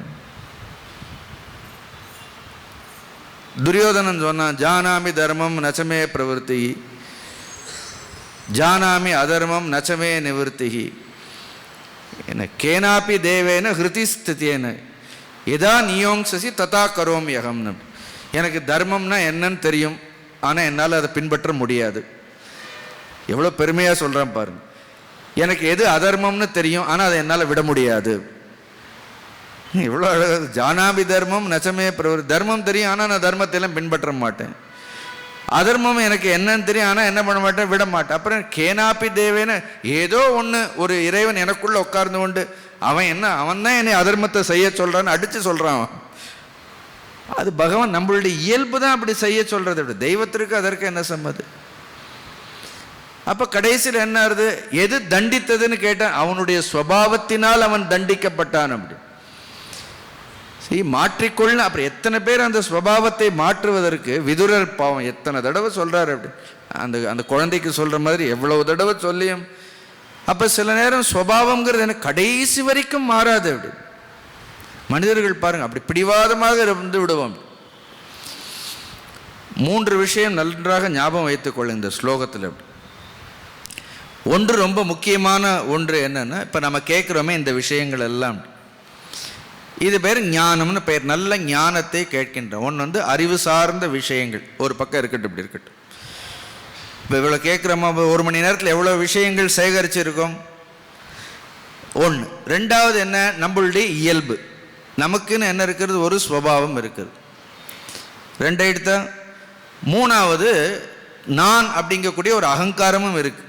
ஸோ ஒன்று நான், இன்னொன்று என்னுடைய இயல்பு, அப்புறம் நான் கேட்கக்கூடிய நல்ல விஷயங்கள். அப்படி பெரும்பாலும் இந்த நல்ல விஷயங்களை கேட்கின்றோமே தவிர நம்முடைய இயல்பு அந்த விஷயங்களை எடுத்துக்கொள்ளாது. கேட்கறது வேற. அப்படி ஆனால் அது எடுத்துக்கொள்கின்றதான்னு பார்த்தா என்ன ஆகும், அது எடுத்துக்கொள்ளாது. அப்போ அகங்காரம் என்ன பண்ணும், அகங்காரத்திற்கு அறிவை காட்டிலும் அதில் இயல்பில் திளைத்திருப்பது அதற்கு பிடிக்கும். மனிதனுக்கு அகங்காரத்தில் நல்லதை சொல்கிறதை எடுத்துக்கிறத காட்டிலும் அவனுடைய இயல்பு என்னவோ, அவனுடைய ஸ்வபாவம் என்னவோ அதில் அது நிலை பெற்றிருக்கும். இப்போ ஒரு உதாரணத்துக்கு சொல்கிறேன். ஒரு தப்பு செய்கிறோம், நமக்கு தப்புன்னே தெரியறது. அப்படி அது ஞானமா இல்லையா அப்படின்னு. இப்போ நாம் செய்தது தப்புன்னு அடுத்து என்ன பண்ணலாம், அந்த தப்பை நாம் திருத்தி கொள்ளலாம், மாற்றி அமைத்து கொள்ளலாம். இல்லை யாருக்கு நாம் தவறு செய்தோமோ அவர்களிடத்துல போய் ஒரு வார்த்தை என்ன பண்ணிடலாம் அப்படின்னா, மன்னிச்சுக்குங்கன்னு சொல்லிடலாம். அப்படி விஷயம் போயிடும். ஆனால் அகங்காரம் என்ன பண்ணும், தவறுன்னு தெரிந்தால் நான் செய்தது தவறு, இதற்கு மன்னிப்பு கேட்கணும்னு சொன்னால் திருப்பி அது இயல்பிலேயே நிற்கும், நான் எதுக்கு கேட்கணும். அப்போ அகங்காரத்திற்கு அறிவை காட்டிலும் எதனின் மீது அதுக்கு ஆழமை இருக்கின்றதுன்னா இயல்பின் மீது இருக்கின்றது. அப்போ மனிதர்களுடைய இயல்பிற்குள் ஒரு அறியாமை என்பது எங்கே இருக்கின்றது, அந்த இயல்பில் ஸ்வபாவத்தில் ஒரு அறியாமை இருக்கின்றது. அப்போ இந்த ஸ்லோகத்தை நீங்கள் படித்தா சதுர்சம் சேஷ்டதே ஸ்வசியாக பிரகிருத்தேகே ஞானவான பின்ன இங்கே பிரகிருத்தினா அஜ்ஞானம்னு எடுத்துக்கலாம். அப்போ மனிதர்களுடைய இயல்பிற்குள்ளே என்ன இருக்கு, ஒரு அறியாமை இருக்கின்றது. அப்போ நீங்கள் அறிந்து செய்தாலும் அறியாமையில் செய்தாலும் தண்டனைன்னா என்ன, நான் அறியாமல் செஞ்சுட்டேன்னு சொல்கிறதுக்காக முடியுமா? செய்தாலும் என்ன உண்டு, தண்டனைங்கிறது நிச்சயம் உண்டு. இப்போ எலக்ட்ரிசிட்டி இருக்குது, போய் தொடுங்க, நான் தெரியாமல் தொட்டுட்டேன்னு சொல்லுங்கள். தெரியாமல் தொட்டேங்கிறதுக்காக அது ஷாக் அடிக்காமல், நீங்கள் தெரிஞ்சு தொட்டாலும் ஷாக் அடிக்கும், தெரியாமல் தொட்டாலும் ஷாக் அடிக்கும். அதனால் ஓரளவு இந்த அறியாமையிலிருந்து வெளிவருவதற்கான வழிகளை பார்க்க வேண்டிய. இல்லைன்னா ஒவ்வொரு மனிதர்களும் என்ன பண்ணுறார்கள், இந்த ஸ்வபாவத்தை குறித்து, மனிதர்களுடைய இயல்பை குறித்து இவ்வளவு தெளிவாக சொல்லக்கூடிய நூல் எங்கேயுமே பார்க்கவே முடியாது. சரி, உடனே கேட்கலாம், இப்போ உங்களுக்குலாம் இந்த ஸ்வபாவம் எங்கேருந்து வந்தது? இப்போ கீதை கேட்கணும்னு இருக்கு. இந்த கீதை கேட்கறதுங்கிறது ஒரு ஸ்வபாவம் அப்படின்னு. இது எல்லாருக்கும் வராது, இது உட்கார்ந்து கேட்க முடியாது. எவ்வளோ பெரிய விஷயம் இது. இது ஏதோ ஒரு நாளில் 2 நாளில் வந்த ஸ்வபாவம் கிடையாது. அப்போ ஒரு மனிதனுடைய ஸ்வபாவம் என்பது அந்த ஸ்வபாவத்தினாலே அவன் படைக்கப்படவில்லை. ஆக்சுவலாக நம்மளுடைய ஸ்வபாவம் என்ன சொல்லுங்க பார்ப்போம். நம்மளுடைய உண்மையான ஸ்வபாவம் என்ன ஸ்வரூபந்தான் நம்மளுடைய ஸ்வபாவம். சரி, வி ஆர் கிரியேட்டட் வித். நம்மளுடைய ஸ்வபாவம் என்னன்னா, என்னுடைய ஸ்வதர்மம் என்னன்னா, நான் ஆன்ம தத்துவங்கிறது என்னுடைய ஸ்வபாவம். அது எங்கேயாவது சொல்கிறோம், நம்ம ஸ்வபாவத்தையே மறந்துட்டோம் பாருங்க. நம்மளுடைய உண்மையான ஸ்வபாவம் ஆத்ம தத்துவம். அப்போ இந்த ஸ்வபாவங்கிறது you are not created, this is manmade. இது நாம் உருவாக்கி கொண்டது. அப்படி நாம் உருவாக்கப்பட்டது வேறு, நாமே உருவாக்கி கொண்டது வேறு. இந்த ரெண்டுக்கு வித்தியாசம் தெரியுது. So you are not created, you are மேடு.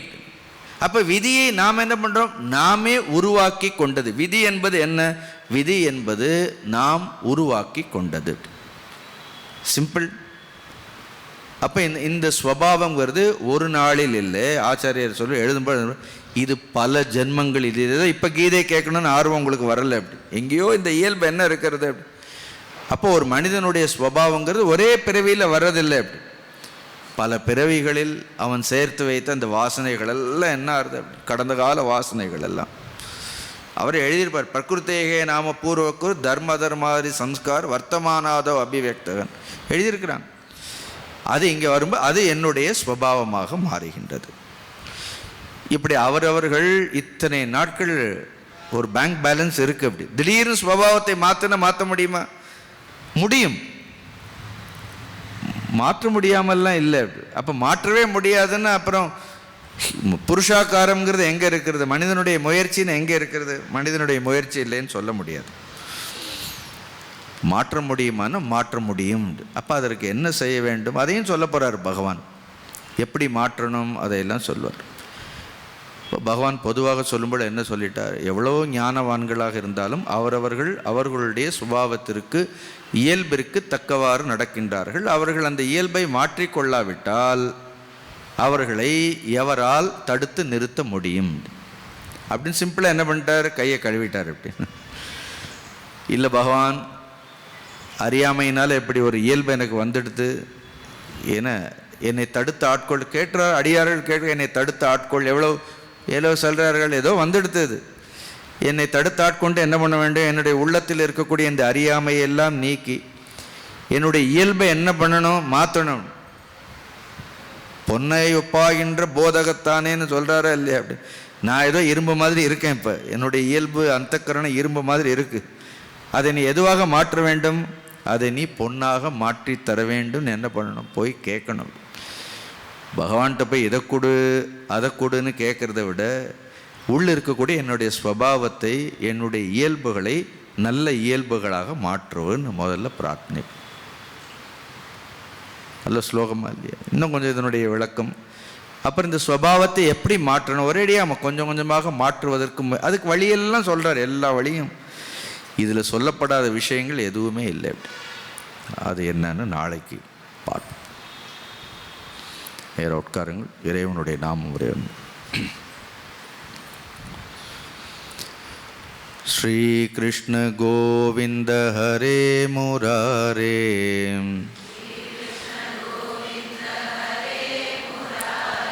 ஹே நாத நாராயண வாசுதேவா,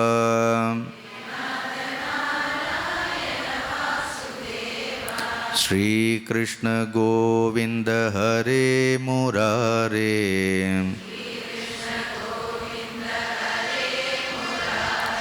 ஹே நாத நாராயண வாசுதேவா,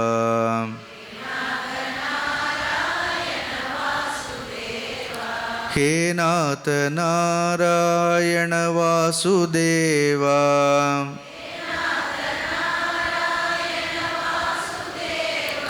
ஹே நாத நாராயண வாசுதேவா,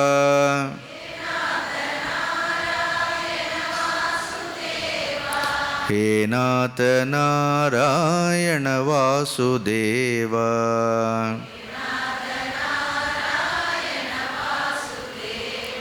ஸ்ரீ கிருஷ்ண கோவிந்த ஹரே முராரே,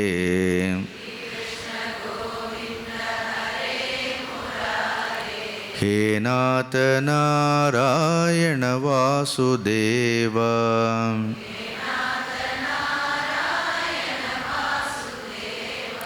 ஹே வாசுதேவா. ஓம் பூர்ணமத பூர்ணமிதம் பூர்ணாத் பூர்ணமுதச்யதே பூர்ணஸ்ய பூர்ணமாதாய பூர்ணமேவாவசிஷ்யதே. ஓம் சாந்தி சாந்தி சாந்தி. ஹரி ஓம். ஸ்ரீ குருப்யோ நமः. ஹரி ஓம்.